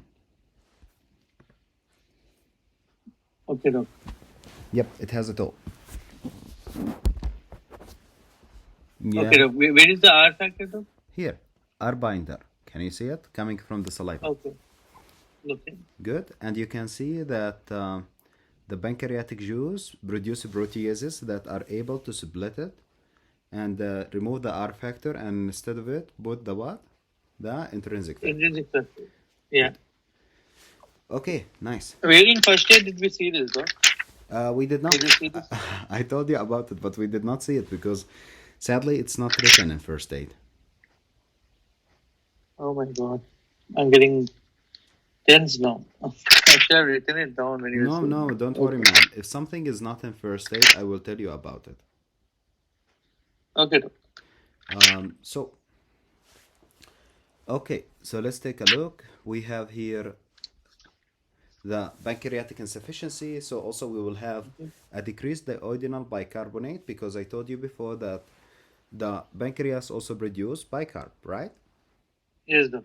And also fecal elastase. Why? Because the pancreas produce elastase. I want you to tell you, actually, this is important. Elastase inside of our small intestine does not do anything. It's just produced by the pancreas and excreted by the feces. Good? Okay. As total.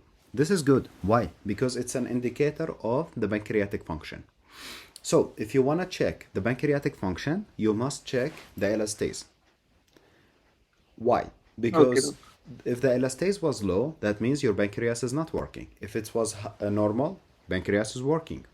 The deoxylase in this pancreatic insufficiency will be normal. Can you tell me why?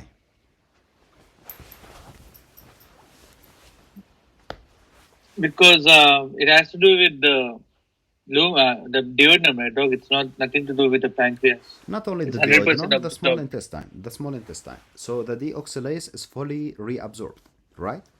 Yeah. So It's not a problem with intestine, only pancreas. again, It's not the problem with the intestine, right, Doc? It's a uh-huh. problem with the pancreas. So the deoxylase will be normal, right? It will be normal, yeah. Okay, good. In the end of our session, I will tell you, oh, elastase is high, for example, and the deoxylase test was abnormal, low. And what is the problem? And vice versa. A malabsorption. Malabsorption. Okay, good. If elastase in the feces was super low, but the deoxylase was okay. Pancreatic insufficiency. Okay, good. The next one is a tropical Sibru. What is this tropical Sibru? It's somebody who traveled to some country and came back to you with this. So let's see what they speak about here. Tropical Sibru, the same as celiac disease, affect the small bowel but responds to antibiotic because it's caused by bacteria that we don't know. Okay? So it's caused by one bacteria, but we don't know it. So why we don't check for it? Because we know how to treat it. Okay? So basically, there is an unknown bacteria that can infect our intestine and lead to malabsorption symptoms after you visit the tropics. You know what is tropics? No, Doc. Actually. Okay, so the tropics are countries near the equator, which is like Brazil and these ones, right? Mm. Okay, so if we speak about them, so we are. I'm sorry, I made a mistake. Tropics are countries near the equator and a little bit above it and down from it. Okay, can you see the tropics? Okay. So Got it, Doc. Cuba, or somebody went to Brazil, or yeah, Latin American's country, and most of Africa, the sub-Saharan Africa. Good. Okay. So tropical countries came back. He has a malabsorption. The antibiotic, actually, you have to know which antibiotic. It's doxycycline. Okay. Okay, Doc. There will be decreased mucosal absorption affecting the duodenum and the jejunum, but can involve the ileum with time. So there is malabsorption. So what is going to happen to the deoxylase test? Deoxyl is abnormal, Doc. Low. Low, absolutely. It's associated with a megaloblastic anemia due to folate deficiency and after sometimes B12 deficiency. So initially it's going to involve the ileum, but it's a progressive, which means initially the ileum, but soon after it's going to, it's going to involve the jejunum and soon after going to involve the ileum. So initially you will have a B9 deficiency, but eventually you will have a B12 deficiency, right? B9 is jejunum, B12 is ileum, right, Doc? Correct. Okay. So Whipple disease. Iron is absorbed, right, Doc, in duodenum, right, Doc? Correct. Yes. Yeah. Okay, so the Whipple disease. Just about the tropical Sibru, the most important thing, you only have an intestinal symptoms, plus it is after traveling. Okay? With the Whipple disease, it's after traveling, you have the intestinal symptoms, plus you have an extra intestinal symptoms. That's Whipple disease. So infection with a bacteria, this time we know it, it's a Trophorema whippleyi. It's an intracellular gram-positive organism, which means you need to use an antibiotic that works intracellularly. Yeah? Mm-hmm. Will the beta lactam work? I don't know, doc. I They didn't do won't. it. They won't. Beta lactam work on the cell wall. They cannot reach it Still one. because they are Okay. intracellular. You must use some medication that can penetrate the cell and work inside of it. Okay, like doxycycline, right? Okay. Okay, so you can see here the following. A BAS positive foamy macrophages in the intestinal lamina propria. Let me show you that. You can see here pinkish material, right? This is basically the microorganism. I mean the wobbly, the Trophorema wobbly. You can see it actually in the intestine.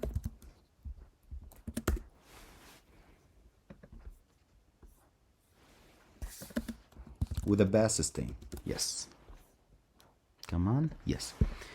Basic. Okay, can you see it?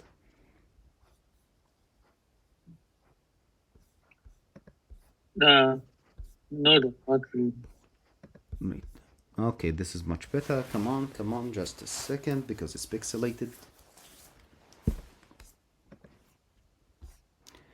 Well, in the small intestine, under the lamina propria, you are going to have all of this accumulation inside of it. It's a BAS positive. They will tell you it's BAS positive.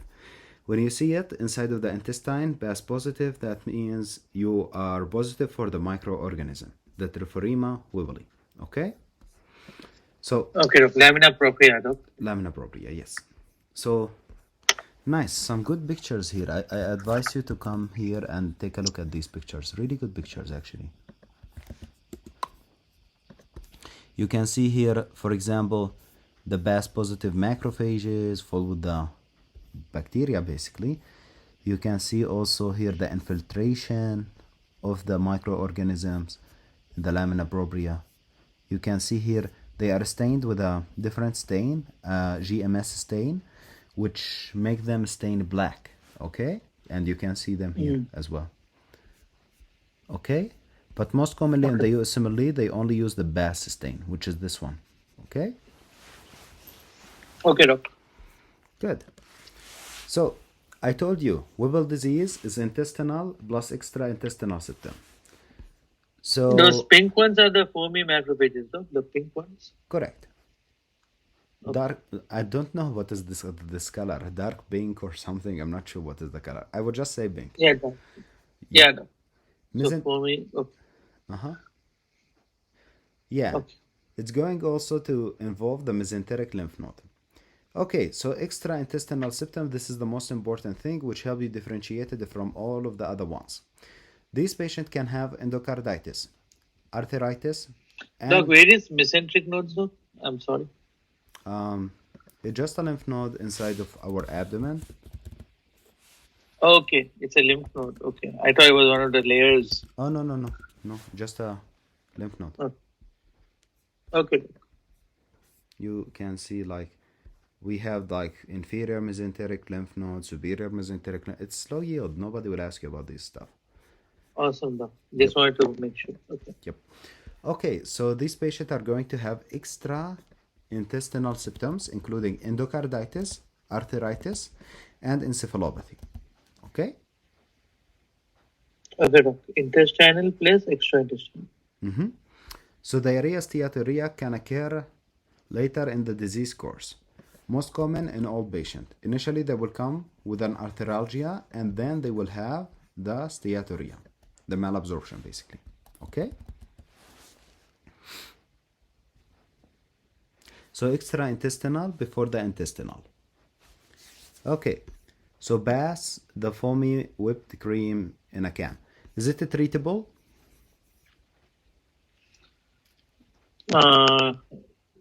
Yeah, doc. I think so. With what? Yeah, that doxycycline. Absolutely correct. Doxycycline is the treatment of choice. Okay, good. So that's it for the malabsorption. If they give you a flattened atrophy of the villi and infiltration with lymphocytes, what is the disease? Flattened and I'm sorry, doc. With Um, can you repeat the question, Doc? Yes, if they give you atrophy of the villi of the intestine and infiltration with lymphocyte of the like the intestine. The lymphocytes infiltration is lactose intolerance. No, no, we did not have. No? No, we did not have lymphocyte infiltration in case of lactose intolerance. Remember that it But was totally normal, we said. lymphocyte, Doc, you showed me, right, Doc, in those cells? Yes, but Like, that can was you go not. back to the, Absolutely. yeah, like those blue stuff inside Ma- interepithelial lymphocytes? Absolutely, but that was not lactose intolerance. That was celiac disease. Oh, why was I saying lactose intolerance? You My said brain was saying celiac, but I said lactose. Doc, is that a disorder, Doc? again? Is it some kind of a disorder? I'm thinking of the one thing and telling something else. Oh yeah, we call it panic. It's Oh okay. my god! I know there's some conduction problem, Doc. Like Broca's area and Wernicke's area. Oh my god. Communicating aphasia. Somebody's doing neurology too much. So, Oh no, my god! well, let me give you one more. Let's see. Somebody who is having yeah, on the histology as well, you see nothing. But when you check the deoxylase, it's completely normal. The elastase in the feces is low. Yeah, there's pancreatic insufficiency, though. Excellent. What about patient? Elastase is high, well, normal in the feces, but the deoxylase is down. And when you take a look at his histology of his intestine, they test positive for BAS. It's a malabsorption due to Whipple's, Doc. Okay, the patient came from a Caribbean country, came back, and he has endocarditis, and after that he had steatorrhea. There's also Whipple's, right, Doc? Excellent. The patient came from Caribbean country, and he only have steatorrhea.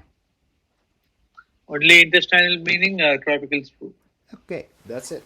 Okay, man. One page done. Let's take a little break and come back. Okay. Yeah, Doc. Cardiac. So see you in how many minutes? How many minutes should I? Doc, did you have your lunch? Not yet. It's not now. I'm waiting for my family. I'm home alone. Oh, okay. Yeah, then let's take a 10 minutes break, Doc. Okay. See And you. just stretch and come. Yeah. Okay. See you in 10. Can you pause the recording now? Okay, just a second. Yeah. Yep. First of all, can you tell me, please, in the case of inflammatory bowel disease, we have Crohn's and ulcerative colitis. Which ones has the Crohn's, granulomas? Crohn's, Doc. Yep. These two diseases are associated with which HLA? HLA. Oh, wait a second. HLA. I know we just spoke about DQ2 and 8 for celiacs. HLA. I'm not sure about HLA though. B27. Do you remember the other ones associated with HLA B27? Which one was pair, Doc? Pair. It is HLA B27. HLA B27 is a pair. Okay. So this one is also HLA B27. Yeah, but can you tell me what is this bear you told me about? Yeah, the psoriatic arthritis, ankylosing spondylitis. Inflammatory bowel. Irritable bowel or inflammatory bowel? No? Inflammatory bowel. Okay, so that's the I. Awesome. Makes sense. And then reactive arthritis. Okay, good. What else? I'm sorry, no. What else? What? What else with the HLA B27? Reactive arthritis. These are only 4 things I know, Doc. Okay, there is psoriatic, ankylosing, inflammatory, and reactive arthritis. There is one more that is not mentioned in the book. It's actually uveitis, anterior uveitis. Can you please add it? It's really common to be asked about. Okay, let me just go to. I think it's in immunology, right?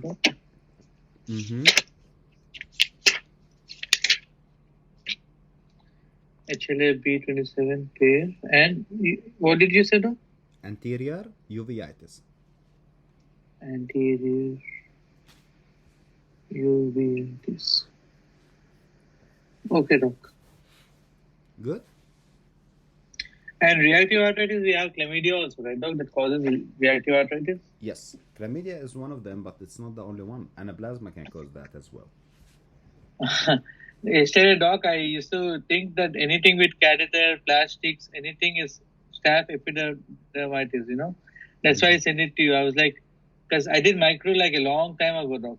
And and whenever I see a catheter, I think about epidermitis, you know. Yeah, but and you then need to know that's why I which sent you one. like, how is staph for years? Is something changed or something?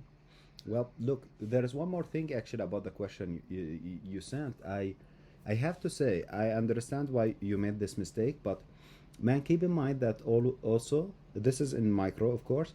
Keep in mind that also the most commonly organism to contaminate the culture is which one? Contaminate the culture. Yeah, so Staph aureus, Doc? no, staph epidermidis, because it's located on our skin, you know. So Yeah. when you do the venopuncture, it can contaminate the culture. So if you get a question and they tell you, oh, he has a staph epidermidis, this is a step 2 type of thing. What is the next step of management? Redo the culture. Okay? Okay. Because it's highly likely just to be contaminated to it. How do they write staph epidermidis in the USMLE? They write it in an indirect way. Do you remember it? No, Doc. A coagulase negative staph aureus. A coagulase negative staphylococcus. Okay. Coagulase negative. Yep. There's that's saprophyticus, right? Doc? Negative. Both of them are negative, epidermidis and saprophyticus. Okay. Doc. The only organism in our body that is coagulase positive is staph aureus, and the clinical significance of coagulase positive is the fact that it can create the fibrin for the wall of the abscess. Okay? Okay. Can't wait to do micro with you, Doc. Oh yeah, it's a really interesting topic. Conrad Fisher is actually an infectious disease doctor. So, inflammatory bowel diseases. So we have Crohn's disease and ulcerative colitis. For Crohn's disease, it can affect literally any portion of the GI tract except the anus. So GI tract, usually terminal ileum and the colon even. Skip lesion with rectal sparing. It spares the rectum. Okay? So skip lesions and rectal sparing. Okay. So, but this one is horrible. It's true that it skips like it can affect the terminal ileum, then jump to another portion of the intestine. But the problem is the transmural. Transmural is much more damage. In ulcerative colitis, it's just mucosa, submucosa, but this one is transmural, which means the whole wall is going to be affected, right? Yep. Okay. Yeah, Doc. So, Crohn's disease. MS, right, Doc? The whole thing. MS. Mucosa, submucosa, muscularis, and serosa. Absolutely. Okay. They also can have, because of this transmural inflammation, formation of fistulas. Fistulas is any connection between two halotubes, correct? Two halotubes. Okay. For example, it can be connection between an intestine and an intestine. We call it enteroenteric fistula, correct? We can have a fistula between the rectum and the urinary bladder, right? Yeah, I read a lot about anal fistulas, Doc, like fissures and fistulas. So, what does anal fistula mean, Doc? What happens in that? Okay, let's say that this is the rectum, and this is the outer skin, right? Okay, so this is the skin.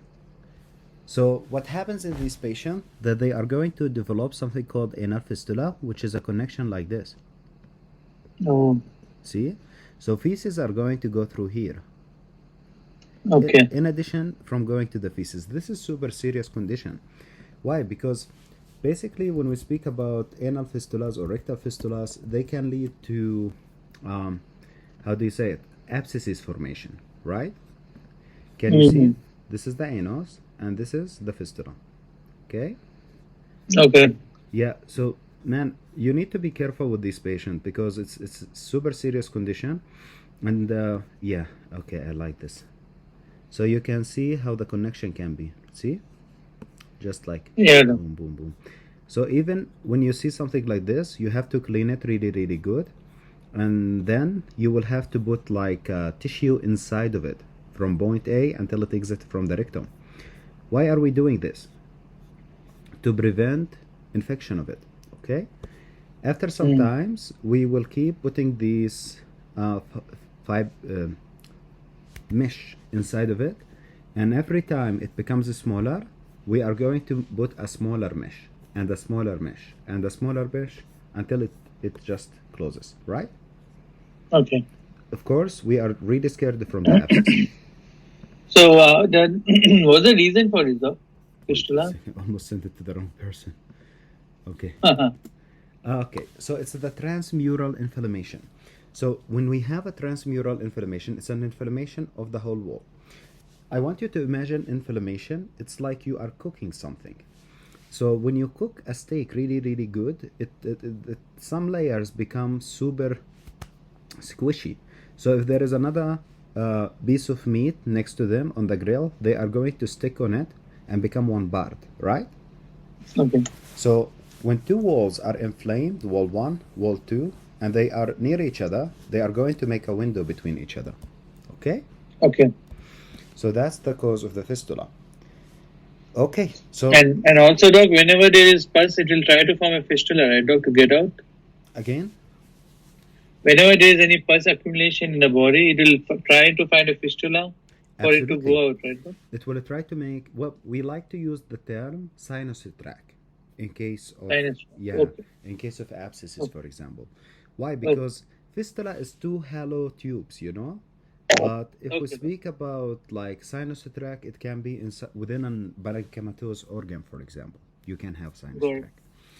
Okay, so we have here cobblestone, mucosa, creeping fat, and bowel wall thickness. Let's take a look at that. You know what is cobblestoning? Cobblestone, yeah, Doc. Cobblestone pathways, yeah. Yep. So I live here in the old city of Jerusalem. All of the streets are made out of cobblestone, which is something like this. Okay? Nice. Nice, Doc. Yep. So yeah, something like this, and even in Lviv, in Ukraine, it's also like this. So these streets are cobblestone, we call them, right? Mm-hmm. So this Mm-hmm. is cobblestoning. Well, why this is important? I want to integrate it with another thing. You can have cobblestoning of the pharynx as well. See this? Can you see the Mm. cobblestoning? Yeah, Doc. Nice. Okay, so this is, if you see this, this means that this patient have viral pharyngitis, not bacterial, viral. Good? Viral pharyngitis. Doc, Yes. where is adenoids over here, Doc, in this picture? It's somewhere right here, but because they are not inflamed, you cannot really see them. Okay. In this case, however, can you see them? Yeah, Doc. Okay. So So you're saying cobblestone in the pharynx. What about it, Doc? if you see cobblestoning of the pharynx with no pus, this is viral. Okay? Viral Okay. pharyngitis. Viral pharyngitis. Also, one more cause of cobblestoning, you are able to see it in the colon. Can you see the cobblestoning of the colon? Yes, Doc. So this is a Crohn's disease. By the way, can you see the black here? It's scary, right? Yeah, Doc. But this is actually not that bad.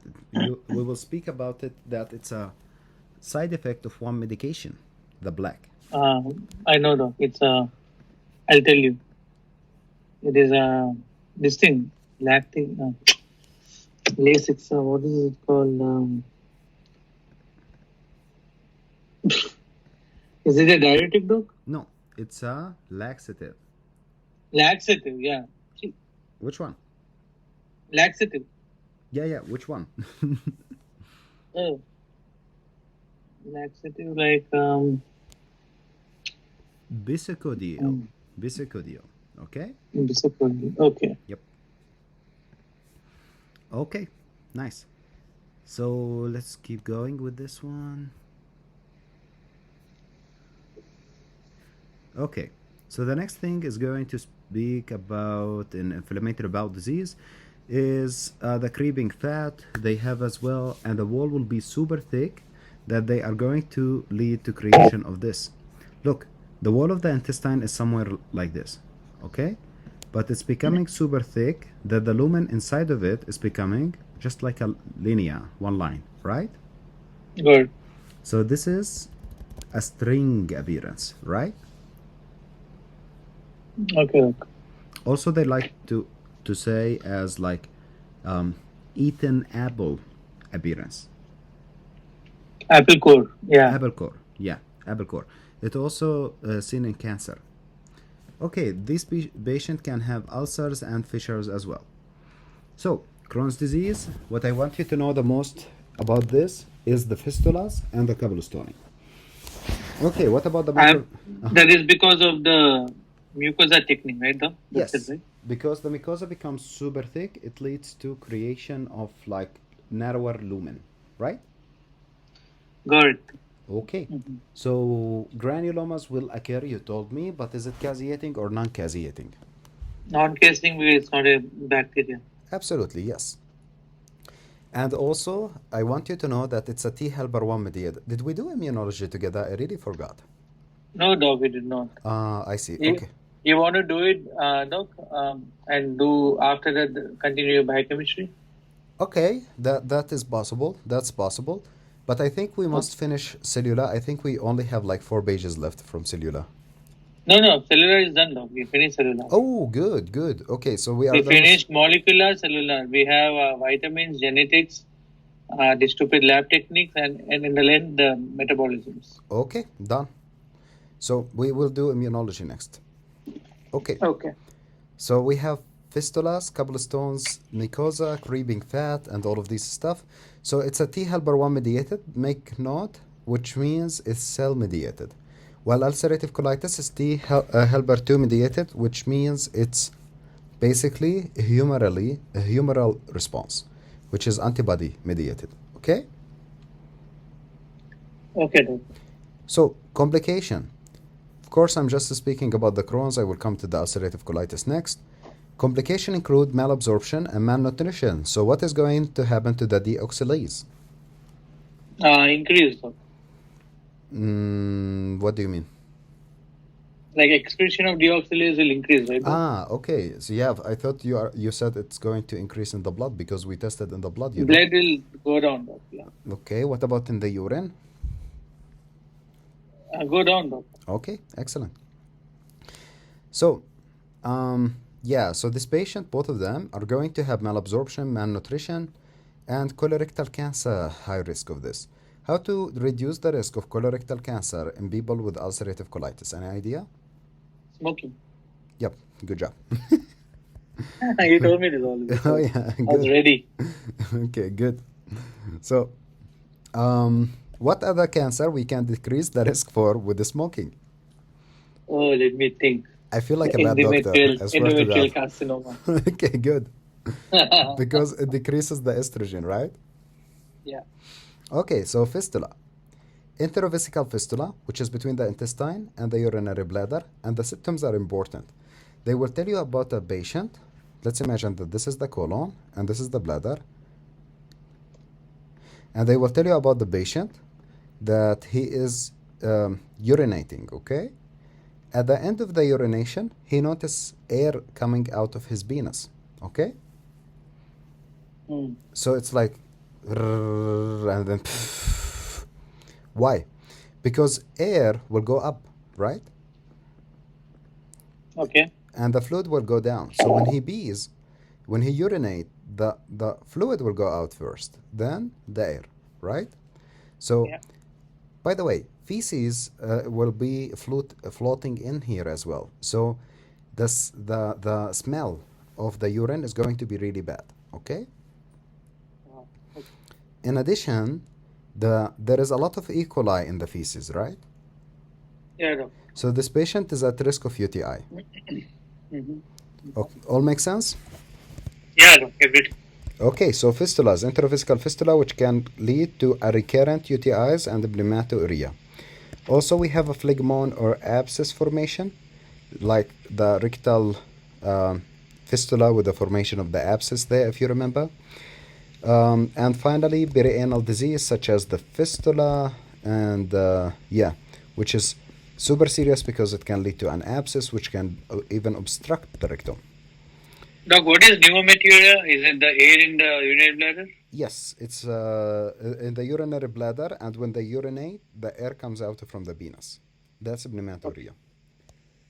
What does phlegmon mean, doc? Phlegmon? Oh, phlegmon, my dear friend. So phlegmon, it's an abscess that is burst and it's spreading acute inflammation everywhere. So when the acute inflammation is spreading everywhere with no boundaries, we call it a phlegmon. Keep in mind that the phlegmon does not have a lot of pus. It's just spreading. Okay? Can you see? This patient has a Not phlegmon. understanding, doc. It's spreading from where, doc? Look, From any infective site? any infected site. So patient with a phlegmon, the definition of a phlegmon, acute inflammation that spreads. Okay? So Okay. it's spread. Can you see any pus here? No, doc. Okay, so mostly it's busless. It can have bus, but mostly busless. As you can see, it's following the whole hand here. It has a phlegmon. Is it serious? I don't know. It looks painful, though. It looks super painful. It's super serious. It can lead to amputation of the whole hand. If you see something like this, you need to cut the hand, not the hand, but make lines in the hand to relieve the pressure from the inside. It's like that compartment syndrome, right? Doc? In the side? Exactly. It can precipitate to compartment syndrome even. Phlegmon. Yeah. And why is this happening, doc? Phlegmon? It's just an acute inflammation that does not have a capsule around it. It's spreading. Oh, nice picture. Okay, good. See, furuncle, carbuncle, and then when the inflammation goes out of its capsule, it spreads everywhere. That's a phlegmon. Oh. Okay? Okay, doc. Got Nice. it. If it's not coming out and it's just spreading inside the body, that's phlegmon. Absolutely. Understood. Okay, so they write here intestinal manifestation of Crohn's diarrhea that may or may not be bloody. So let's speak about extra intestinal manifestation of Crohn's and But ulcerative. doc, shouldn't it be bloody because it's doing the whole mural? Well, it depends. Well, because it can lead to malabsorption, so it can be just, watery, but eventually it will become bloody. So, if you have only the malnutrition, still, you will have only watery. But if you get the destruction of the walls, you will have the bloody, right? One more thing, doc. The blood vessel, is it after the zero cell layer, doc? Or the blood vessel in the intestine? Where is it present, doc? So this is the serosa muscularis. Okay. Mucosa, the blood It's vessel is after. outside. And here is the lumen. So, doc, basically, this is where it's confusing me. The bloody diarrhea in ulcerative colitis and the diarrhea is not bloody in Crohn's. I wish it was the other way around, bloody in Crohn's and not bloody in ulcerative. Let me try to explain this. In case of the Crohn's, it's a transmural type of inflammation, right? Right. But let me just make mucosa, submucosa, muscularis, and serosa, okay? The inflammation starts from here and it goes to the outside, right? Right. So if it starts we call it a transmural. Well, let's say that the patient has an inflammation of the wall. We say that he has a problem with the absorption. We said he cannot absorb anymore, right? If he cannot absorb anymore, he will have which type of diarrhea? Watery diarrhea, though. For now, right? Then, after some times, in Crohn's, they have a transmural inflammation, which eventually will lead to destruction of the cells, correct? Yeah. When the cells are destroyed, which type of diarrhea they will have?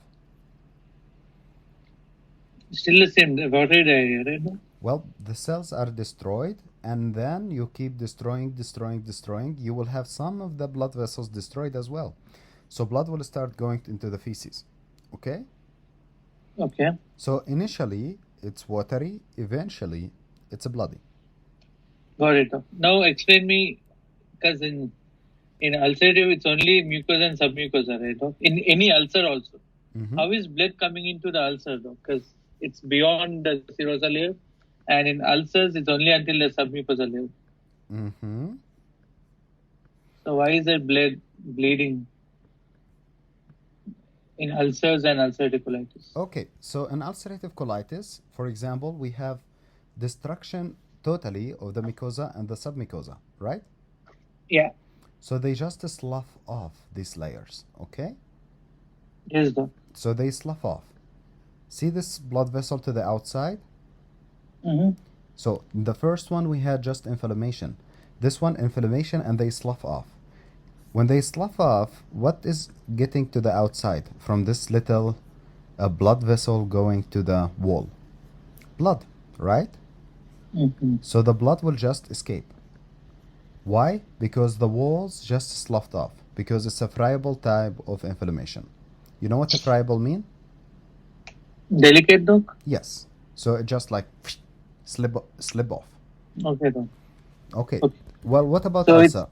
yeah. The same idea. When you destroy the wall like this, you have the blood vessel going like this. So also you have exposure to it and it goes out.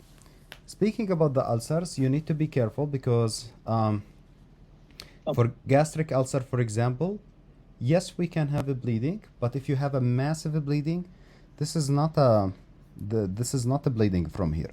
If it was an ulcer and it has a massive bleeding, that means you have penetrated all of the layers and you reach to the major vessels, like the left gastric artery or the gastroduodenal artery, right? Yep. So we are not speaking about a little bit of bleeding, we're speaking about massive bleeding in that case. Okay, the rash. These patients can have bioderma gangliosum.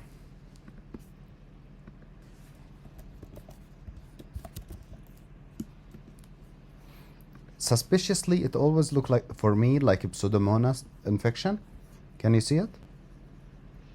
Mm. Yeah, disgusting, I know. So, there is one trick about this one though. If you take a histology of it, which type of cell you will see?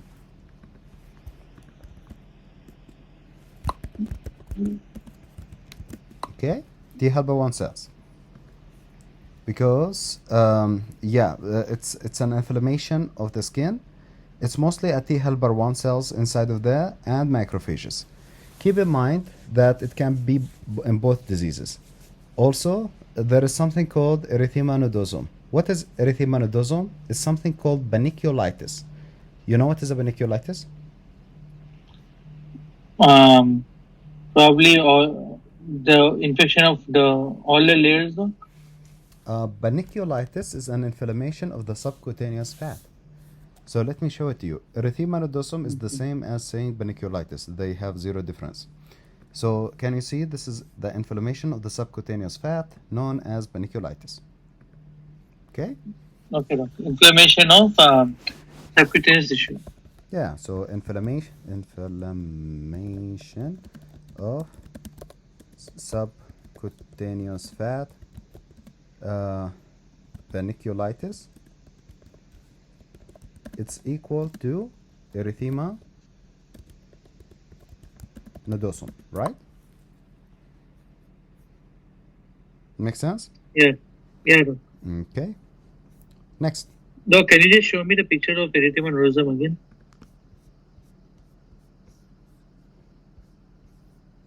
So this is one. Okay, doc. Anywhere else we see erythema nodosum, doc? Oh, many disease. Erythema nodosum can be seen in histoplasmosis, which is a fungal infection. Erythema nodosum can be seen with tuberculosis. Erythema nodosum can be seen with oral contraceptive pills. Erythema nodosum can be seen in cases of, let me remember, sarcoidosis as well. Sarcoidosis. Yeah. Erythema Okay. nodosum can be also seen after using some medications such as sulfonylureas as well. Okay. Now, can you send that picture that there's a mnemonic, right? Is that everything, doc? Nodosum? Above, doc. Even above. above. Yeah. Is that right, Doc? Can you Yes, just check and see? phenylurea, sulfonamides basically, yeah. Any sulfa drug actually. Okay, nice. All of them are in one place. You don't have to know all of them actually. For example, I never knew that Giardia can lead to it. Okay, nice. Okay. Is H2 there, Doc, in this? No, No, it's nope, nope. But histo can lead to it. okay. It's important cause actually. Okay, Okay. they also don't. Oh no, they mentioned sarcoidosis. Okay, so let's keep going. So, or eye inflammation, like episcleritis or anterior uveitis, because it's associated with the HLA-B27.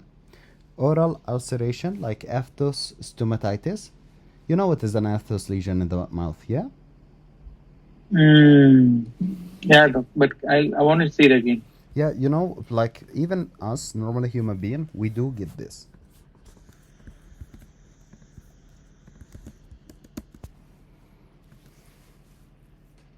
Oh yeah, can you see this one? Mm. Not that Yeah, yeah, bad, yeah. but yeah, we still can get it. Yeah, yeah.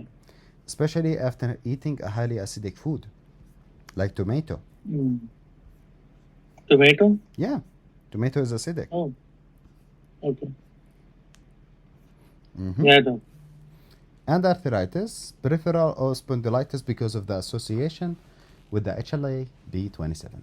Okay, so So, that's Doc, these are something which you see in both, Doc, ulcerative and again. Crohn's. Oh yeah. It's on both of them we see it.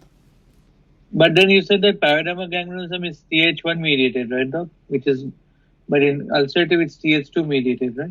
That's the thing, but that's why I mentioned it for you because it's actually T helper one, but it's exists in both of the diseases, both in inflammatory bowel disease. This is exactly what I told you about it. Not to think that is only in Crohn's it exists.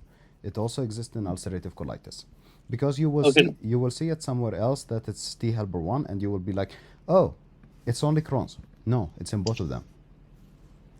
Okay, Got it. so so the patient with the Crohn's get kidney stones. Can you tell me how? Mm. I'll tell you, Doc. Mm-hmm. So I think I know this. Something to do with the malabsorption of oxalate, and if there's oxalate, the oxalate will bind to the calcium and it'll excrete, right, Doc? Mm-hmm. But Mm-hmm. when there's a malabsorption, there's no oxalate. Right. So no. Something like that, Doc. Well, let's draw some stuff, and you can maybe that will help you. So we have the terminal ileum, and it connects to the cecum, right? Right. So we have here absorption of fatty acid, bile acid, calcium, oxalate. So, but this now is destroyed, right? Mm-hmm. So the bile acids are going to go out, and the bile salts as well, right? Yeah. And the calcium as well, right? Yeah. So calcium is going to bind to the bile acid, right? Yeah, Doc. And it's going to go into the feces. Who will be left alone? Oxalate. So he will be reabsorbed. Okay. Got it? Mm. So for calcium to get into oxalate, the bile salts shouldn't be there. It should be reabsorbed. Can you repeat this one? So for the calcium and oxalate to bind to each other and get excreted in feces, we need the bile salts to be reabsorbed properly. But if there is bile salts also, then the calcium will go with the bile salts and leave the oxalate alone. And oxalate is being reabsorbed more and causing kidney stones. Absolutely. Which type of stones? Calcium oxalate stones. How you will see their crystals? How their crystals look like? Calcium oxalate is enveloped though. Again? Is it enveloped? Yes. Or Enveloped or dumbbells. dumbbell. Yep. Okay. So one antibody that exists in this disease that I truly try to look it up. It exists, but they don't know exactly why it exists. It's called this one, Saccharomyces cerevisiae antibody. Right? Mm-hmm. To be totally truthful with you, when you see it, you will know that it's for Crohn's because you will never see anything like this again. So it's, Anti-Saccharomyces. yeah, it Okay. sounds like from Harry Potter.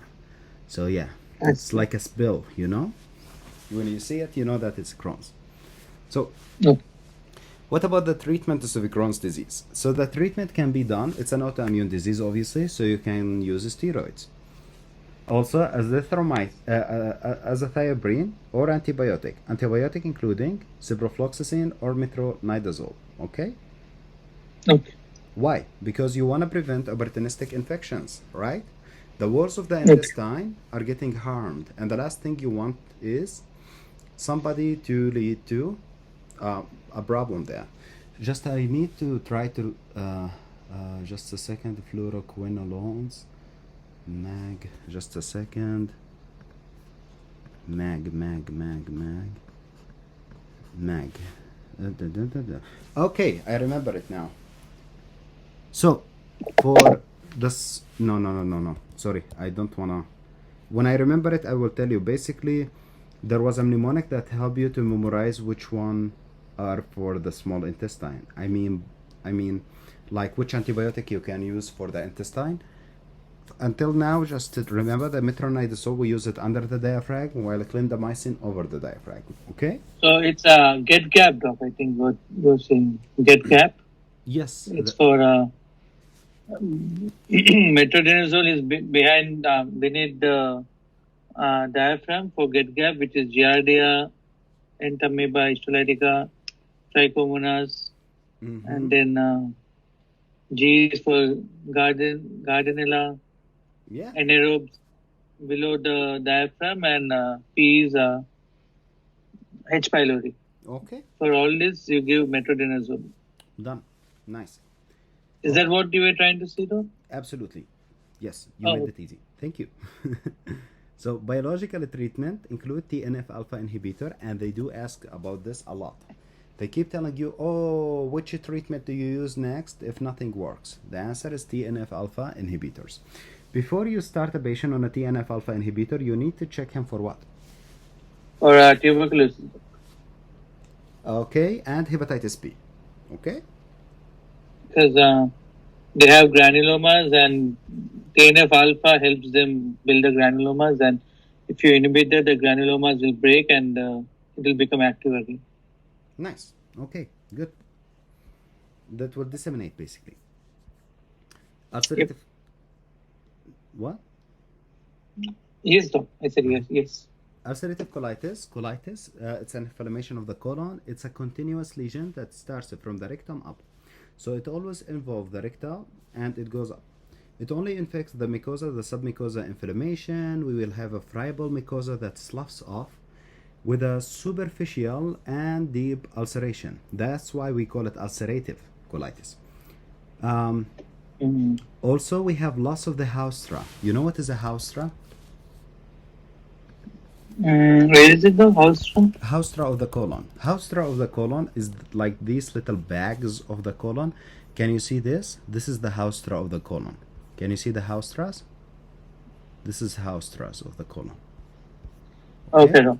Haustra. Each house is like, okay. Yep. Okay, so Okay. we'll have no haustra. That makes it look. So how will it look like, doc? Like this straight line? Okay. Yes, straight lines. Got it. We call it Got it. a lead pipe. Got it, doc. Lead pipe appearance.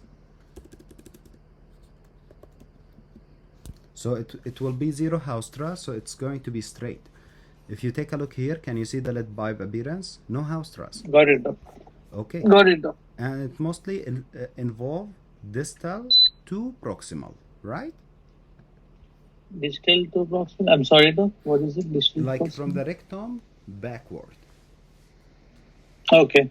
which means it can involve here after a few years, here after a few years, here after a few years, here, right? Okay, doc. Okay. So loss of haustra, lead pipe appearance on imaging. Microscopic morphology, we will have something called the crypt abscesses and ulcer. Basically, we have abscesses in the crypts of the intestine, micro abscesses. And also the ulcers. Well, it's called ulcerative colitis. We can have a bleeding when? Always. Okay? Okay. I want to be fair with ulcerative colitis. This disease can have an exacerbation, normal state. Exacerbation, normal state. And during the exacerbation, never do a colonoscopy. Why? Because the tissue is so friable that if you push an endoscope inside, what will happen to the colon? Try for it. Absolutely. But doc, that's also the same thing with Crohn's, right, doc? Because it's also transmural. If you do try to put anything, it should go through, right, doc? That's true, but mostly Crohn's affect the terminal ileum, not the rectum. The rectum is spared. You know, when you put the Right. colonoscopy, you start with the rectum. Oh, okay. That's why, okay. But this one is always involving the rectum. Okay. And I get it, doc. Yep. It's a T helper 2 mediated, which means it's a cellular or a humoral. Humoral, but I'm waiting for us to do immunology, doc, for me to get a good understanding of what Well, you TH1 and 2 is. So here they mentioned the malabsorption, malnutrition, and the colorectal cancer increased risk, which decreases by smoking, fulminant colitis, and toxic megacolon that can occur in these patients. Toxic megacolon, is it big?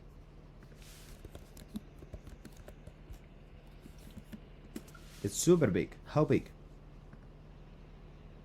Sushant, are you here? Yeah, doc. I'm just waiting for you to show me. It's big. Super Yeah. big. I mean, Yeah. big. Look how big.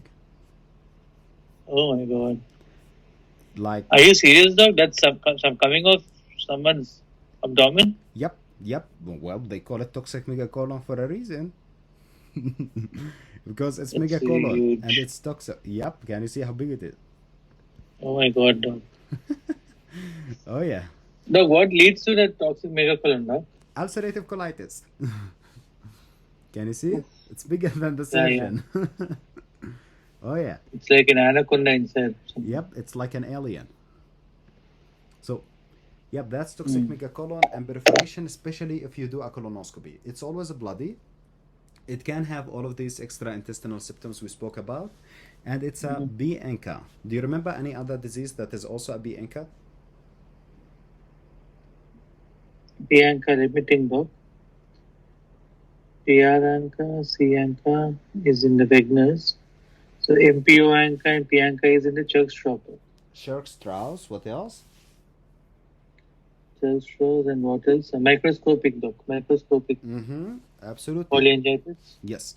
Also, we are going to see it in one disease that we'll speak about soon, called primary sclerosing cholangitis. Okay? Okay. So it's a B-ANCA. So the treatment is something called 5-amino salicylic acid, which basically has mesalamine inside of it, and salicylic acid, which is basically two things: an antibiotic inside of it. Also, it has inside of it an anti-inflammatory drug, which is the salicylic acid.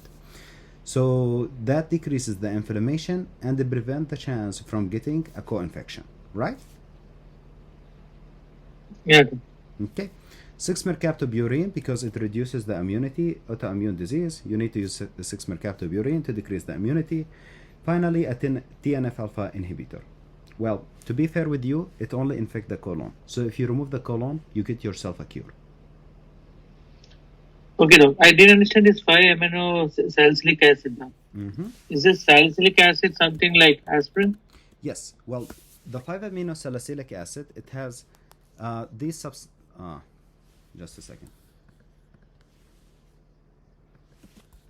Mesalamine.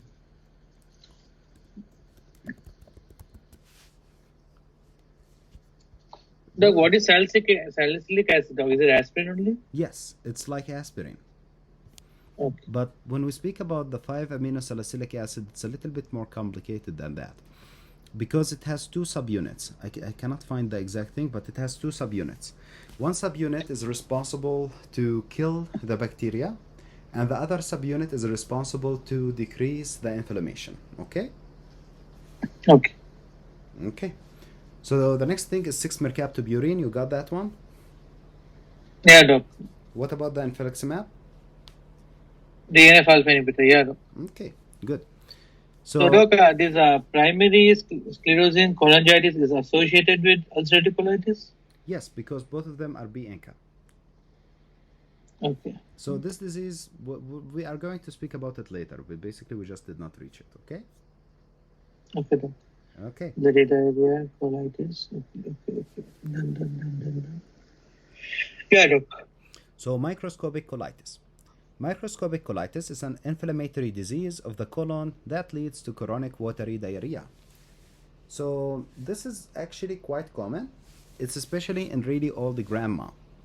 And when she does this colonoscopy and the endoscopy, everything is okay. You know, there is nothing different in it. But when does it appear? It appears when you do a biopsy. So they write histology shows an inflammatory infiltrate of the lamina propria. Okay? With lamina propria with what? With a lot of lymphocyte in it. You are like, yeah, that's celiac. No, celiac affect the small intestine, not the large intestine. Okay? So intraepithelial lymphocyte can be seen, and also the position of collagen band. You don't have to know how it looks like. You just need to know that when the lymphocytosis is in the colon, this is microscopic colitis, which is normal in old ladies. Okay? Okay, doc. Okay. So, okay, let's take a little break. Okay, when are you having your lunch, doc? When my parents come back home. Oh my God, doc, what kind of food do you have, doc? Can you stop the recording, doc? Oh, yeah, wait.